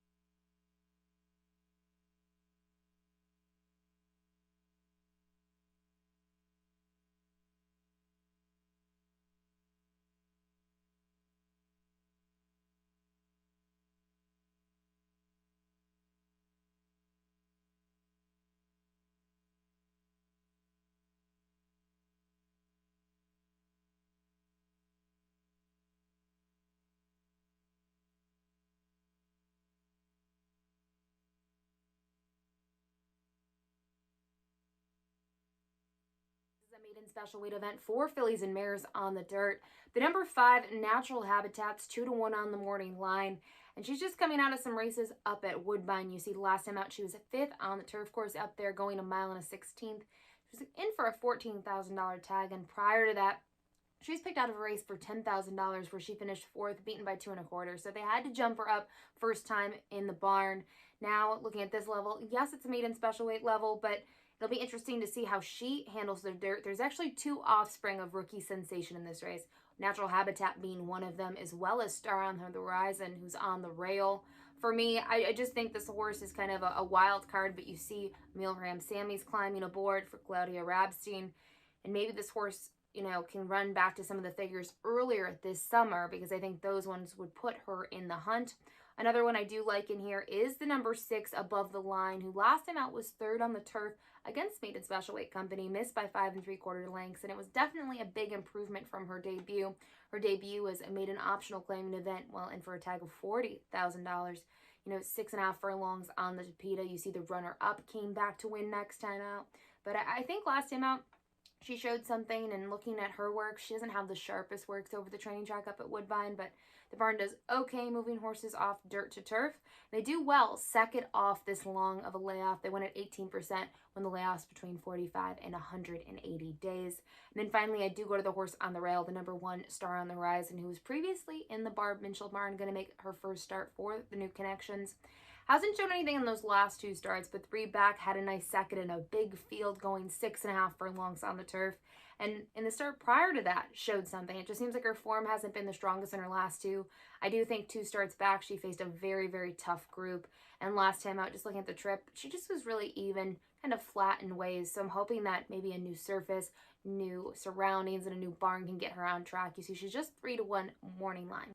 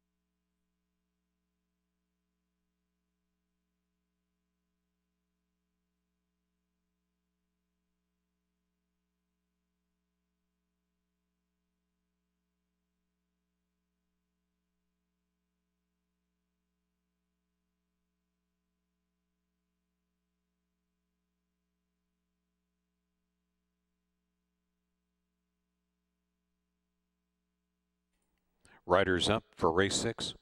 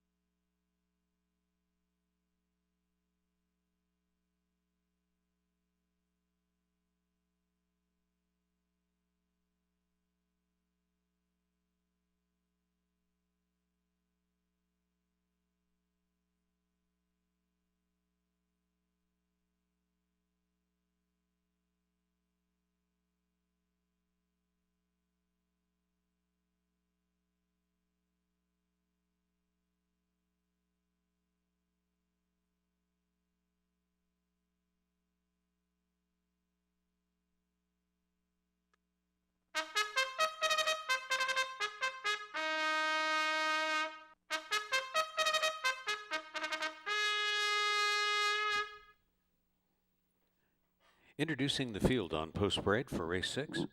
Star on the horizon is number 1, partnered by Chris Husbands, trained by Julie Mathis for owner David Mathis.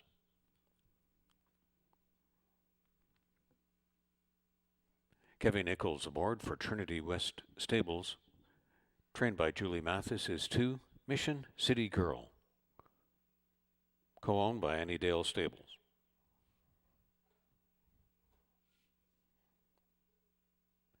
Next on the parade is a Little Irish Luck, number 4, Sunny Singh aboard, trained by Bill McMahon for Janelle McMahon. Natural Habitat is number 5, conditioned by Claudia Rabstein for owner Zig-John Grinsteins, and the rider is Emil Ramsamy.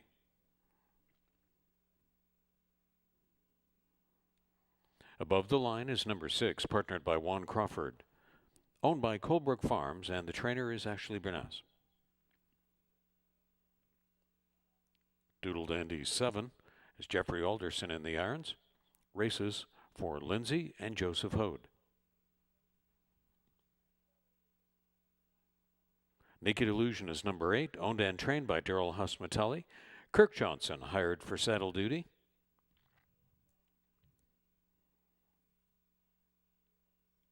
Hippie Chick is on the track, will complete the field, trained by Norm Tomlinson for TNT Racing. Riding partner is Mark Lee Buchanan. Maiden Allowance Field for the 6th race to run a mile and 70 yards. Starts the program's last 20-cent pick 3. On this event, there's a rolling daily double and superfecta. With trifecta, exacta, win place, and show wagering. Race 6 coming up from Fort Erie.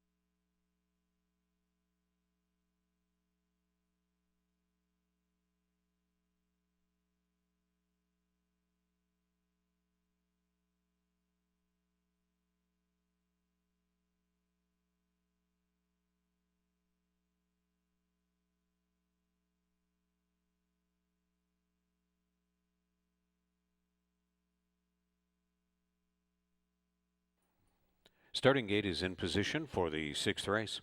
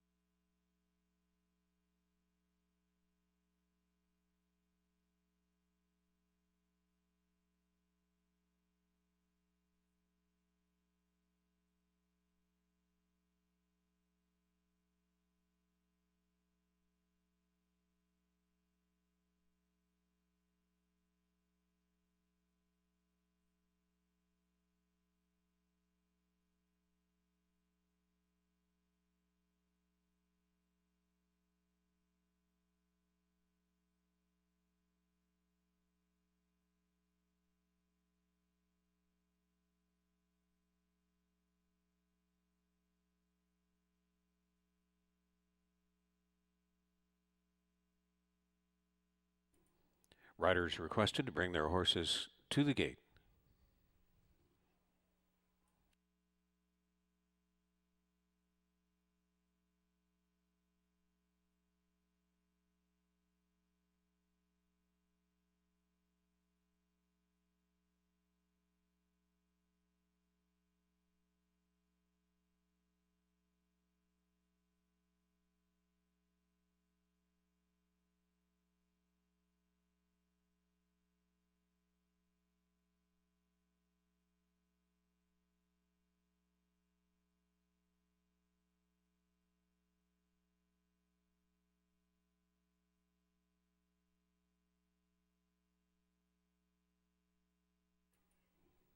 Reach the starting point, readying to walk in.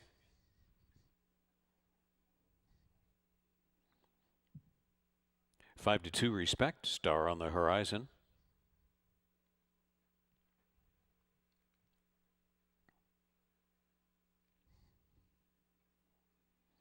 Mission City Girl will go off in double digits. So will Hippie Chick.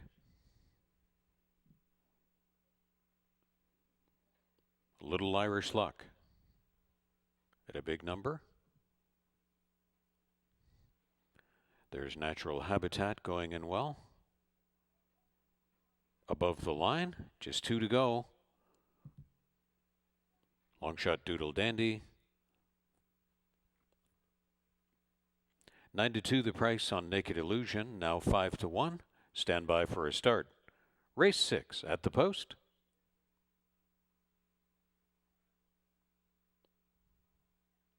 They're off.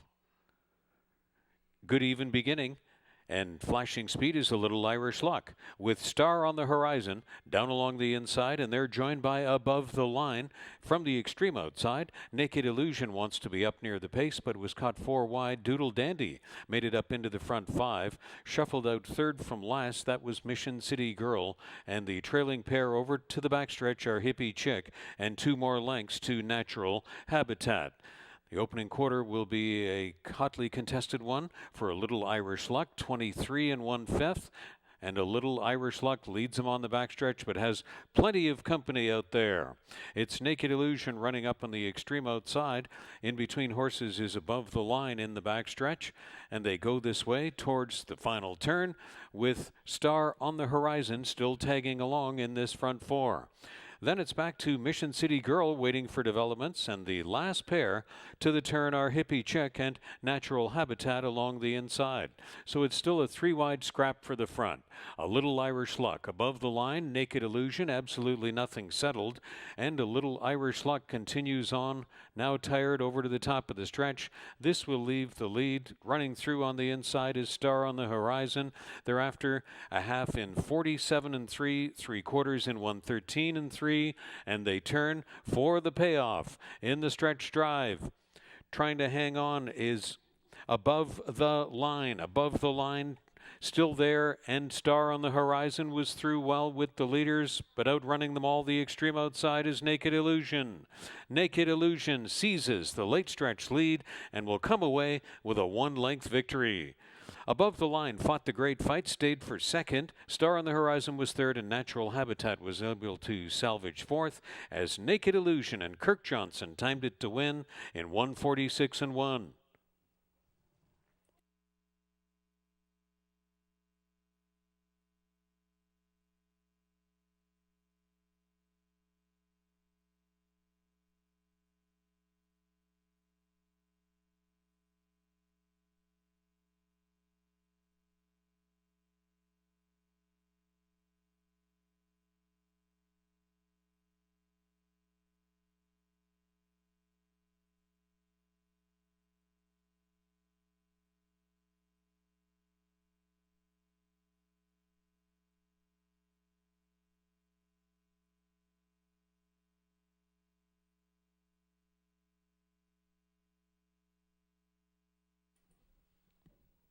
'8615 is posted from the 6th race.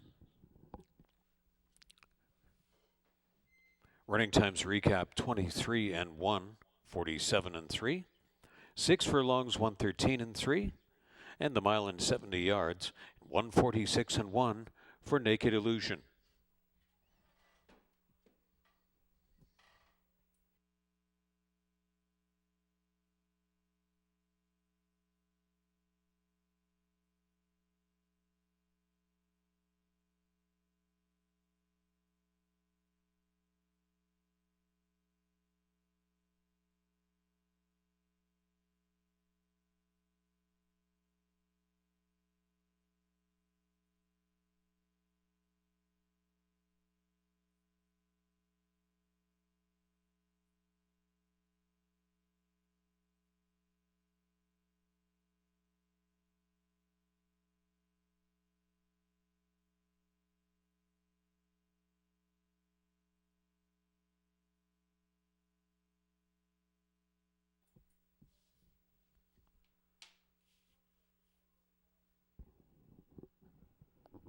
Naked Illusion back from the 6th race in Fort Erie.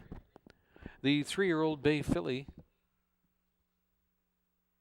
by Micromanage. From Escher by King of Kings. Bred in New York by Newtown Anner Stud.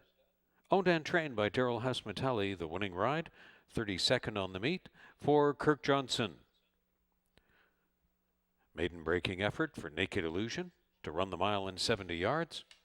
1:46 and 1 when made official.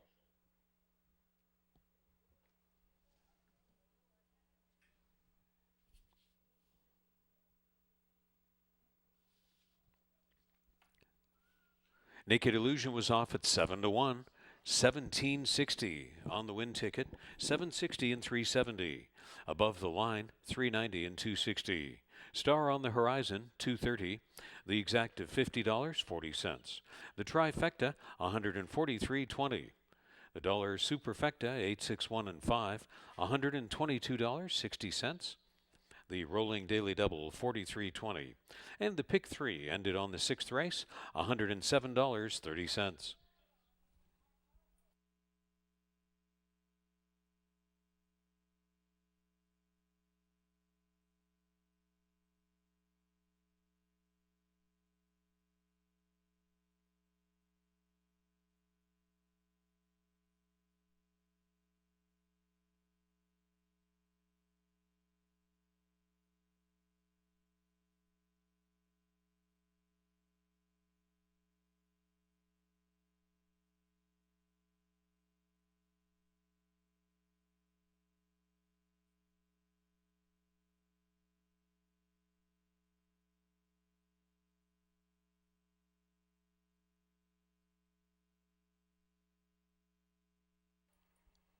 FortErieRacing.com has the live stream of our live racing action along with the replays, the Ashley Mayu free daily tip sheet, racing schedule, statistics, and much more, now all live in HD. FortErieRacing.com.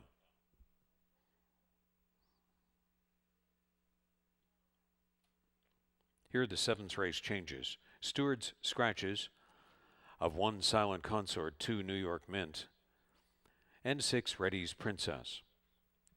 The seventh race overweights: 4 Gossaderina, 1 pound over, along with 5 documented. The seventh race to be contested at 5 furlongs on the main track. Off the turf, race 7, 5 furlongs on the main track, 19 minutes to post time.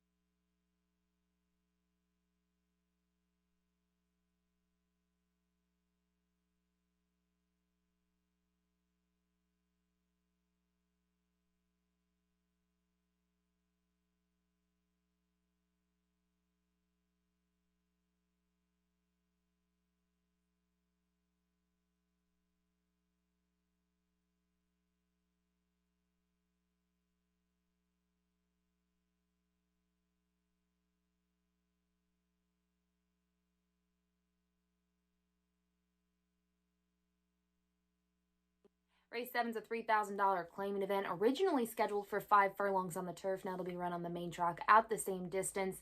The number 9, Lynch's Gimme, was pretty big last time out, was just second best though, beaten by 8 lengths while in for an $8,000 tag facing non-winners of 3 Lifetime. Romantic Gizmo was just simply the best in that race. This one just could not close the gap at all.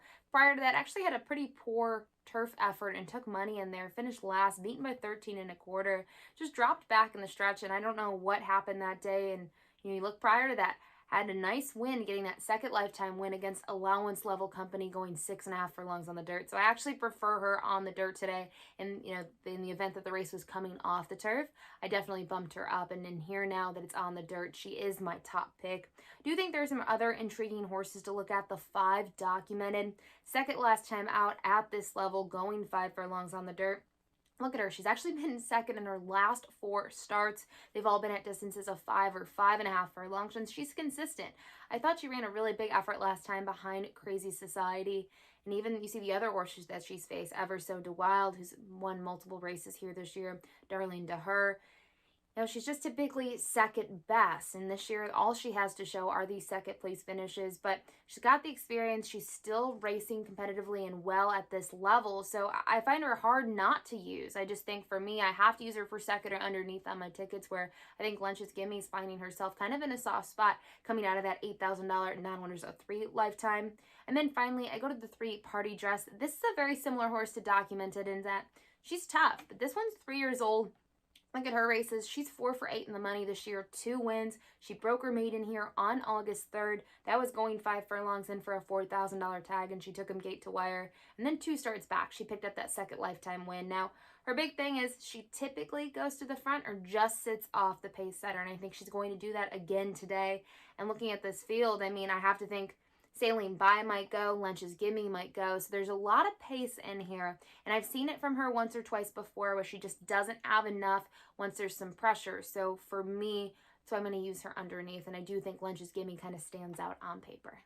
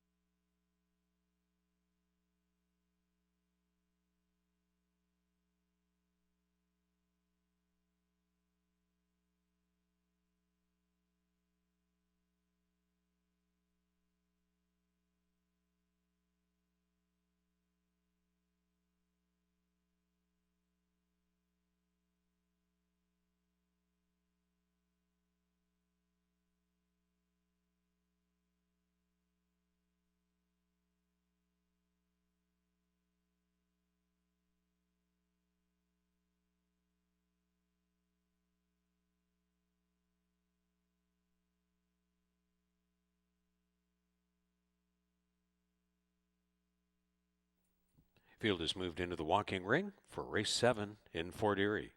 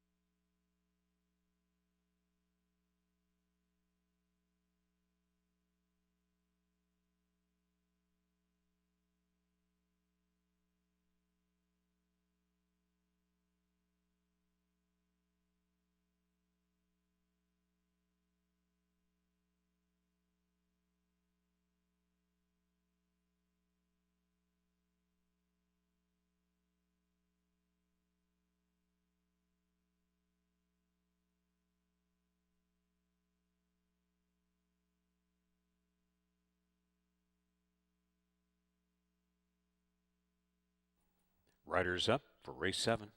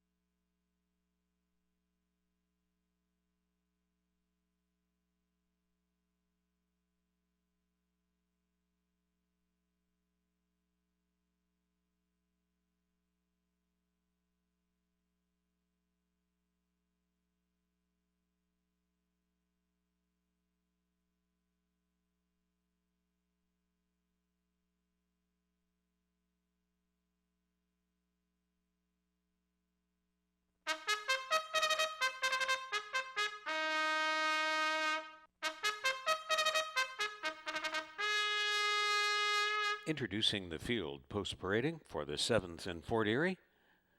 Numbers 1 and 2, Stewart Scratches. 3 is Party Dress. Kirk Johnson aboard, trained by John Sims for the owner, Stephen Fossman.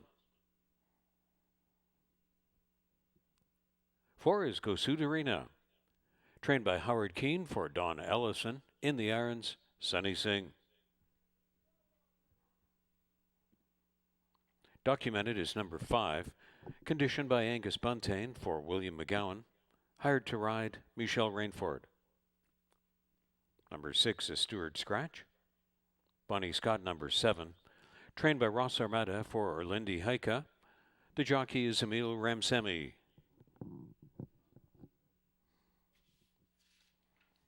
Sailing by, number 8 is conditioned by Barrington Cito for Radcliffe Racing Stable. Aboard is Jeffrey Alderson. And Julie Mathis is owner and trainer of 9. Lunch is Gimme, partnered by Juan Crawford. 5 furlongs on the main track here for the 7th race. Start of the program's final, rolling double. Superfecta, trifecta exacta, win, place, and show. 7th race coming right up from Fort Erie.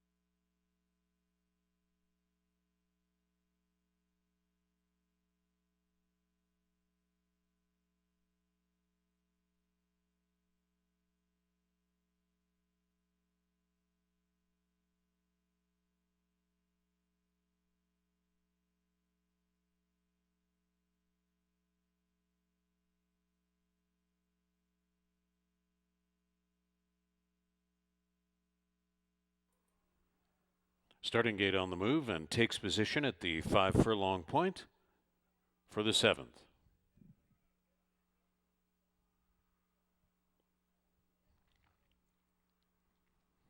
Riders now requested to bring their horses to the gate.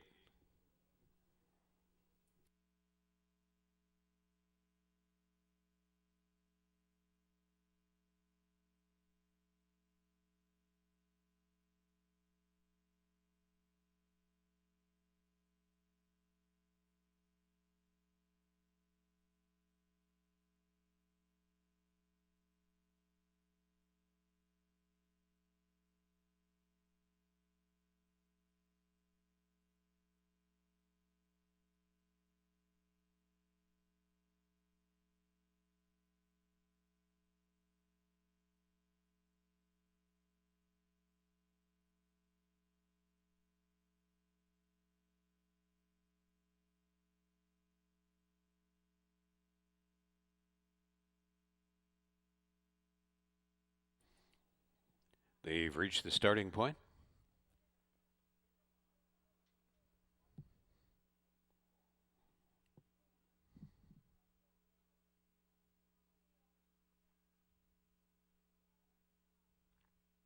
Bonnie Scott is first in.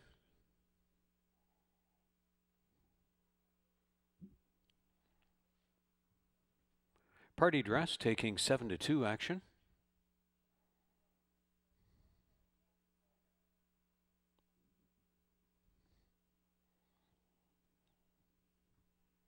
Goes the Arena will be in double digits. Documented, offered at 6-1. Sailing By takes 7-2 action, and the favorite, Lench's Gimme, completing the line. Stand by for a start at the post for the 7th. They're off. And a good line. They all came out well. A little bit awkward there was Go Suit Arena dropping back of the group. Party Dress, Bonnie Scott, Lench's Gimme. These three run up on the pace. Two more to Documented, Sailing By on the outside, and then Go Suit Arena with some work to do to catch the rest of the rivals. And up front, it's Party Dress motoring into the turn. Bonnie Scott chases. So does Lench's Gimme. As they move on midway around the turn, it's Party Dress, Bonnie Scott, Lench's Gimme. Documented comes on through.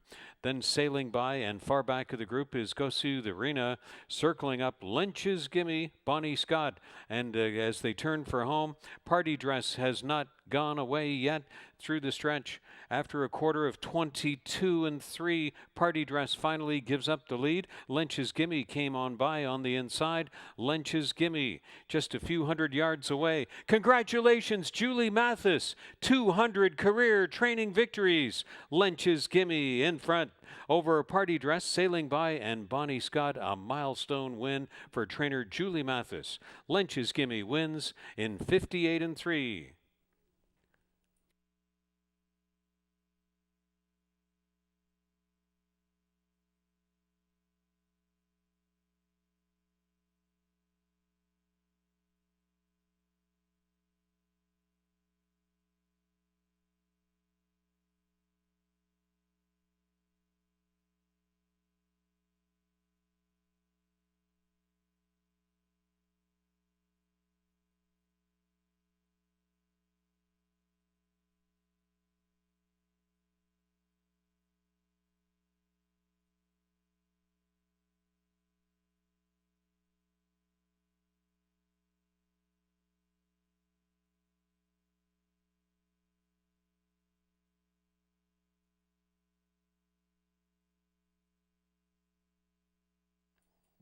(9-3-5-7) posted from the 7th race. 9-3-5-7. With the running times 22-3, 46 seconds. And the 5 furlong completion 58-3, Lench's Gimme.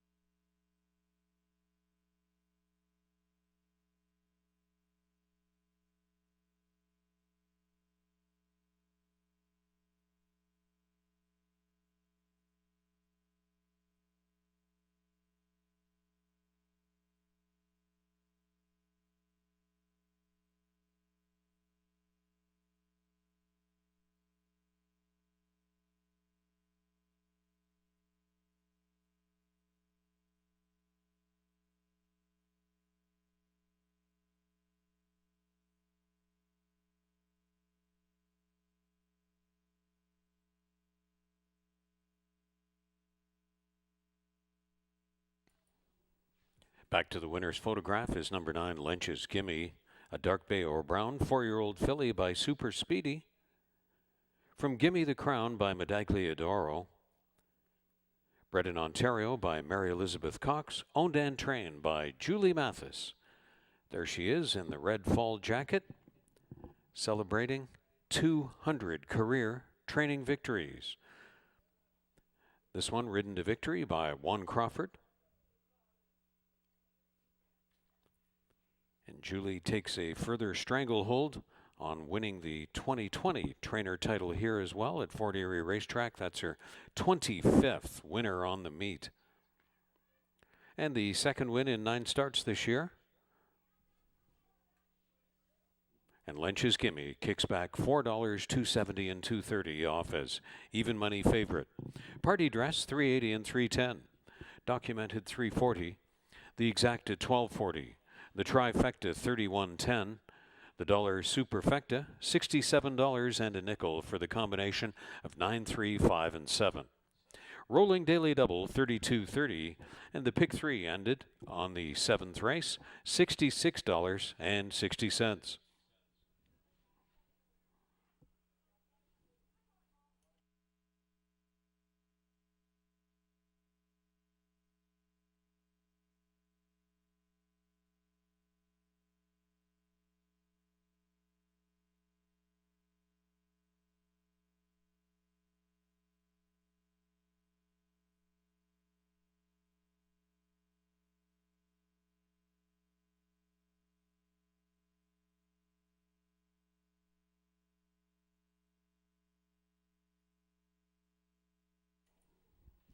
The 8th race brings us to the Jackpot High Five finale, where number 2, Mr. Nada, is a vet scratch.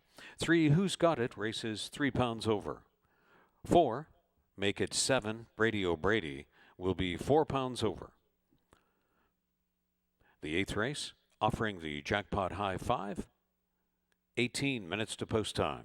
The 8th and final from Fort Erie Racetrack.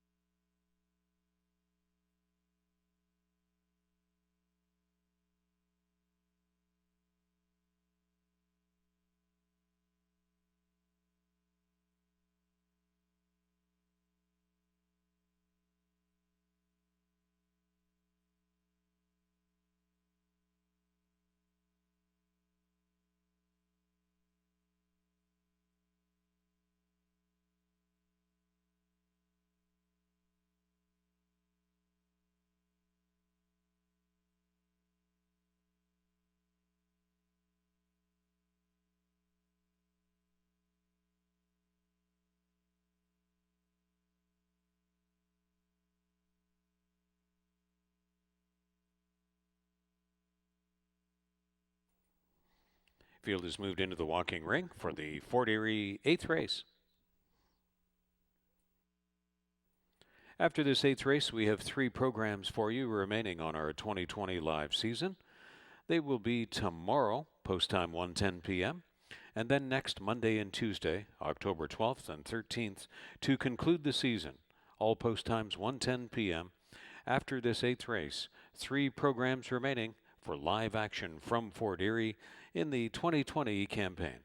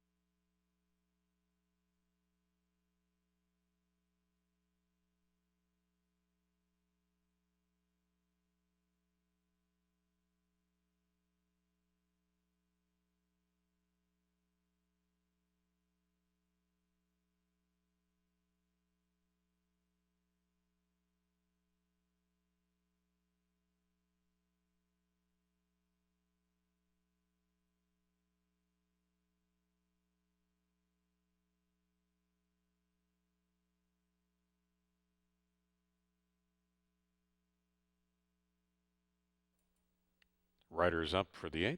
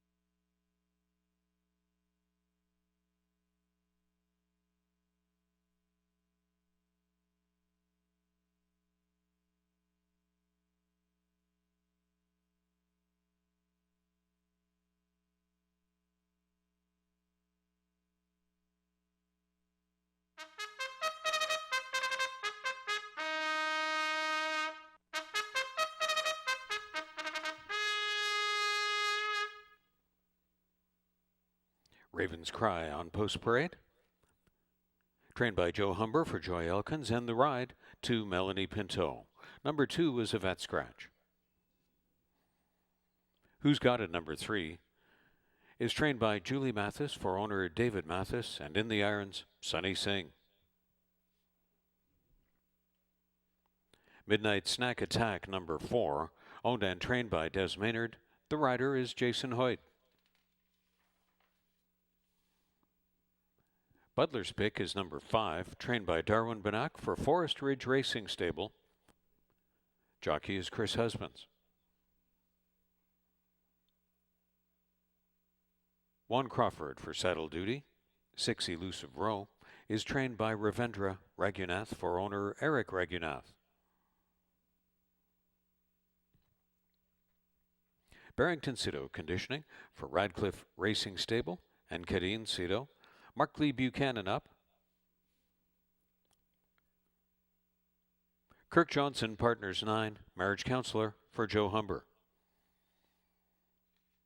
They're on the track for the program's 8th and final offering the 20-cent jackpot high five.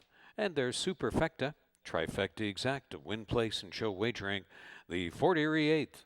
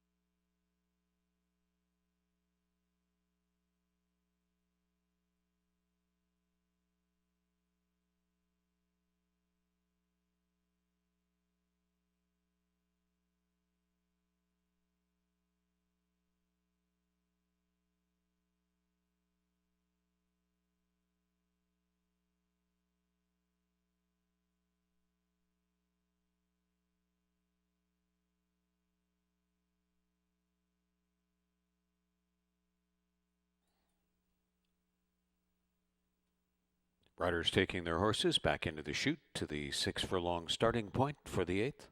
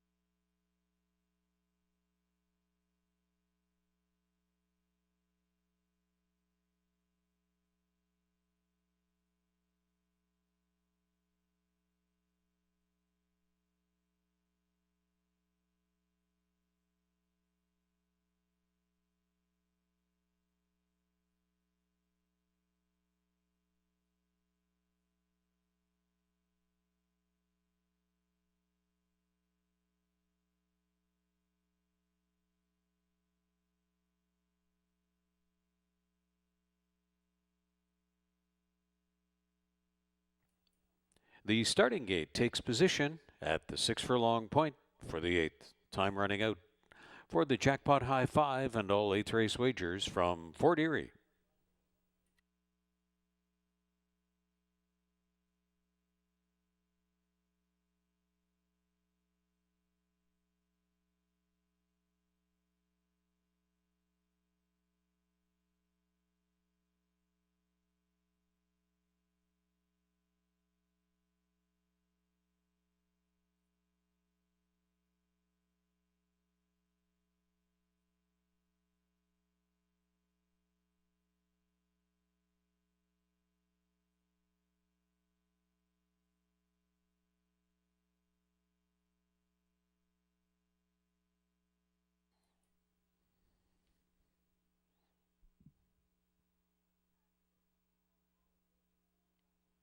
Arriving at the gate, readying to step in.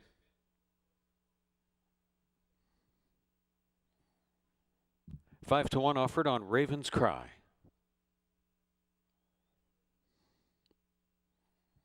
Same price for Who's Got It.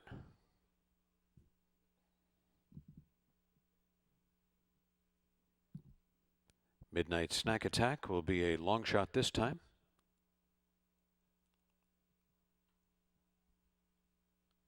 Butler's Pick, Elusive Row.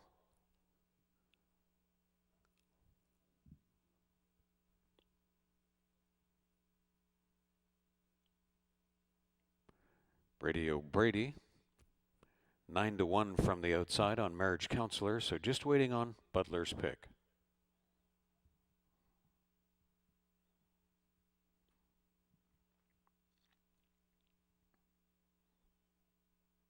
Butler's Pick steps in. Stand by for a start. The 8th in Fort Erie is at the post.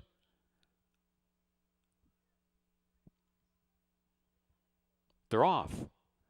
Marriage Counselor got out well from the outside, so did Elusive Row. And down the backstretch, it's Midnight Snack Attack with an early surge, then Butler's Pick. And right along the inside, Raven's Cry is going to be joining this intense front end fracas. And the last pair are Who's Got It spotted in behind the speed, and Brady O'Brady on the outside. Butler's Pick is running up wide there, so is Elusive Row. Raven's Cry and Midnight Snack Attack. They go 4 high into the turn. Marriage Counselor just ahead of Brady O'Brady, and along the inside is Who's Got It. It's been a wild 4 high speed battle, 22-4.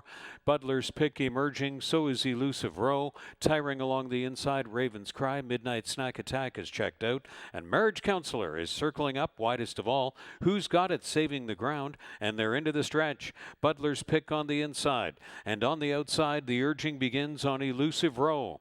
Elusive Row and Butler's Pick having a compelling stretch-long battle, but Elusive Row is doing the better late work and edging away to win. It's Elusive Row by 2 or 3 expanding. Butler's Pick fought a great fight, was second. Marriage Counselor third. Who's Got It was fourth. Brady O'Brady was fifth. Raven's Cry was sixth, and last to finish Midnight Snack Attack as Elusive Row and Juan Crawford win the nightcap in Fort Erie, 110-3.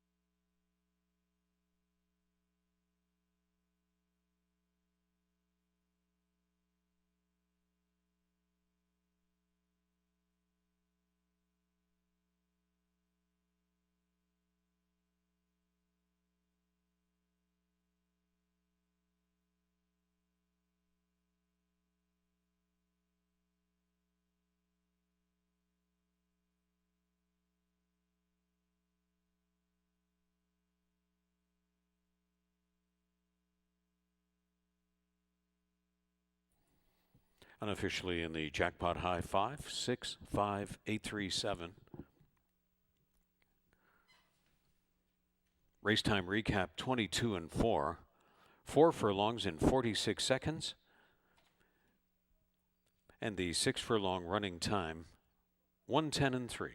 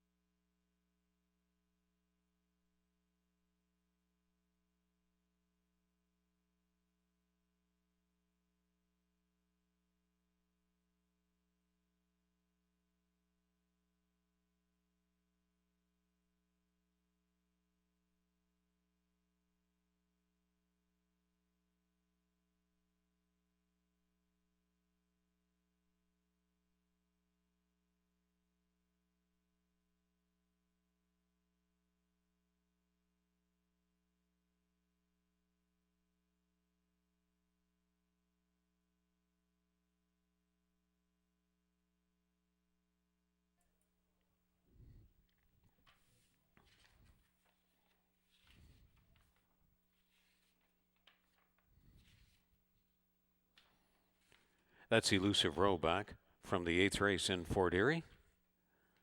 4-year-old Chestnut Gelding by Uncaptured from Hopewell House by Graham Hall.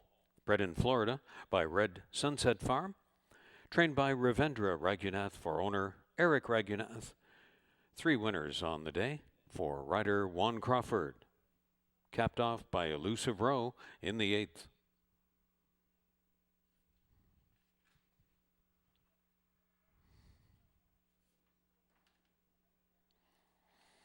$5.50 on the win ticket for Elusive Row, $2.90 and $2.50. Butler's Pick, $3.50 and $3.10. Marriage Counselor, $2.90.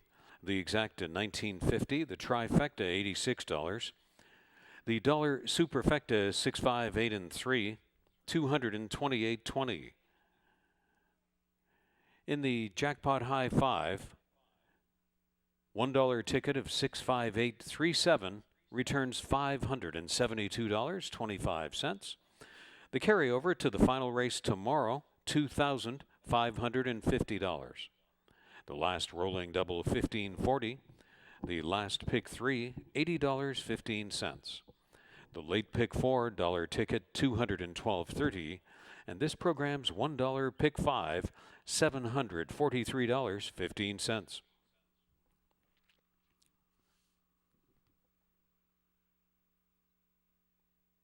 Again, the Jackpot High 5 carryover to the 9th race on Tuesday, $2,550.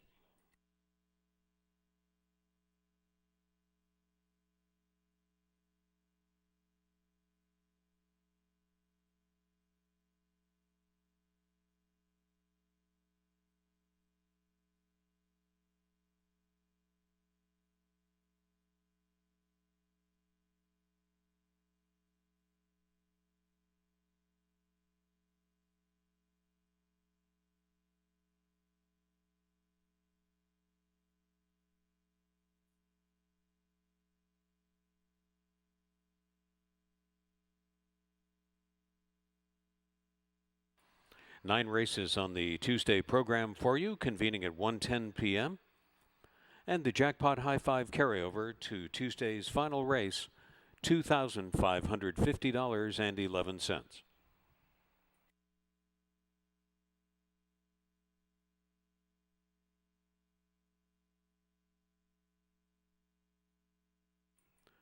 Three programs remaining on the season.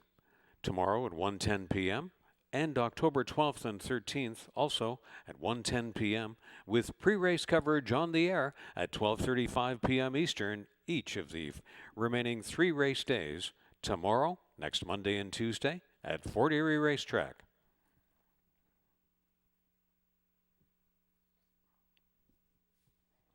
Become a member of HPIBet.com today, and you will get $100 when you bet $100. Membership includes the HPIBet Rewards program, the ability to watch 4 tracks at the same time. You can wager on almost 500 tracks from around the world, and wager online or on-site at any time. Check it out and join for free today if you don't already have an account. It's HPIBet.com. Your TV Niagara, every Thursday evening at 8 p.m. is your home for post time from Fort Erie Racetrack. Your TV Niagara, cable channel 700 in Fort Erie, Port Colborne, Niagara Falls, Welland, Fond Hill, and the entire region. Every Thursday evening on local cable channel 700 in the Niagara region, it's post time from Fort Erie Racetrack. FortErieRacing.com has the live stream, the replays, our Ashley Mayhew's free daily tip sheet, racing schedule, statistics, and much more, now all live in HD. FortErieRacing.com. Now, on behalf of our horse people, the television broadcast production team, staff, management, and the racing officials, thanks a lot for being with us for Live Racing 2020 from Fort Erie Racetrack. Back with you 3 more programs this season, tomorrow, next Monday and Tuesday, all post times 1:10 p.m. And the Jackpot High 5 carryover into the 9th and final race tomorrow, $2,550. Have a great evening. See you tomorrow for the pre-race show at 12:35 p.m. Eastern. Good evening from Fort Erie Racetrack.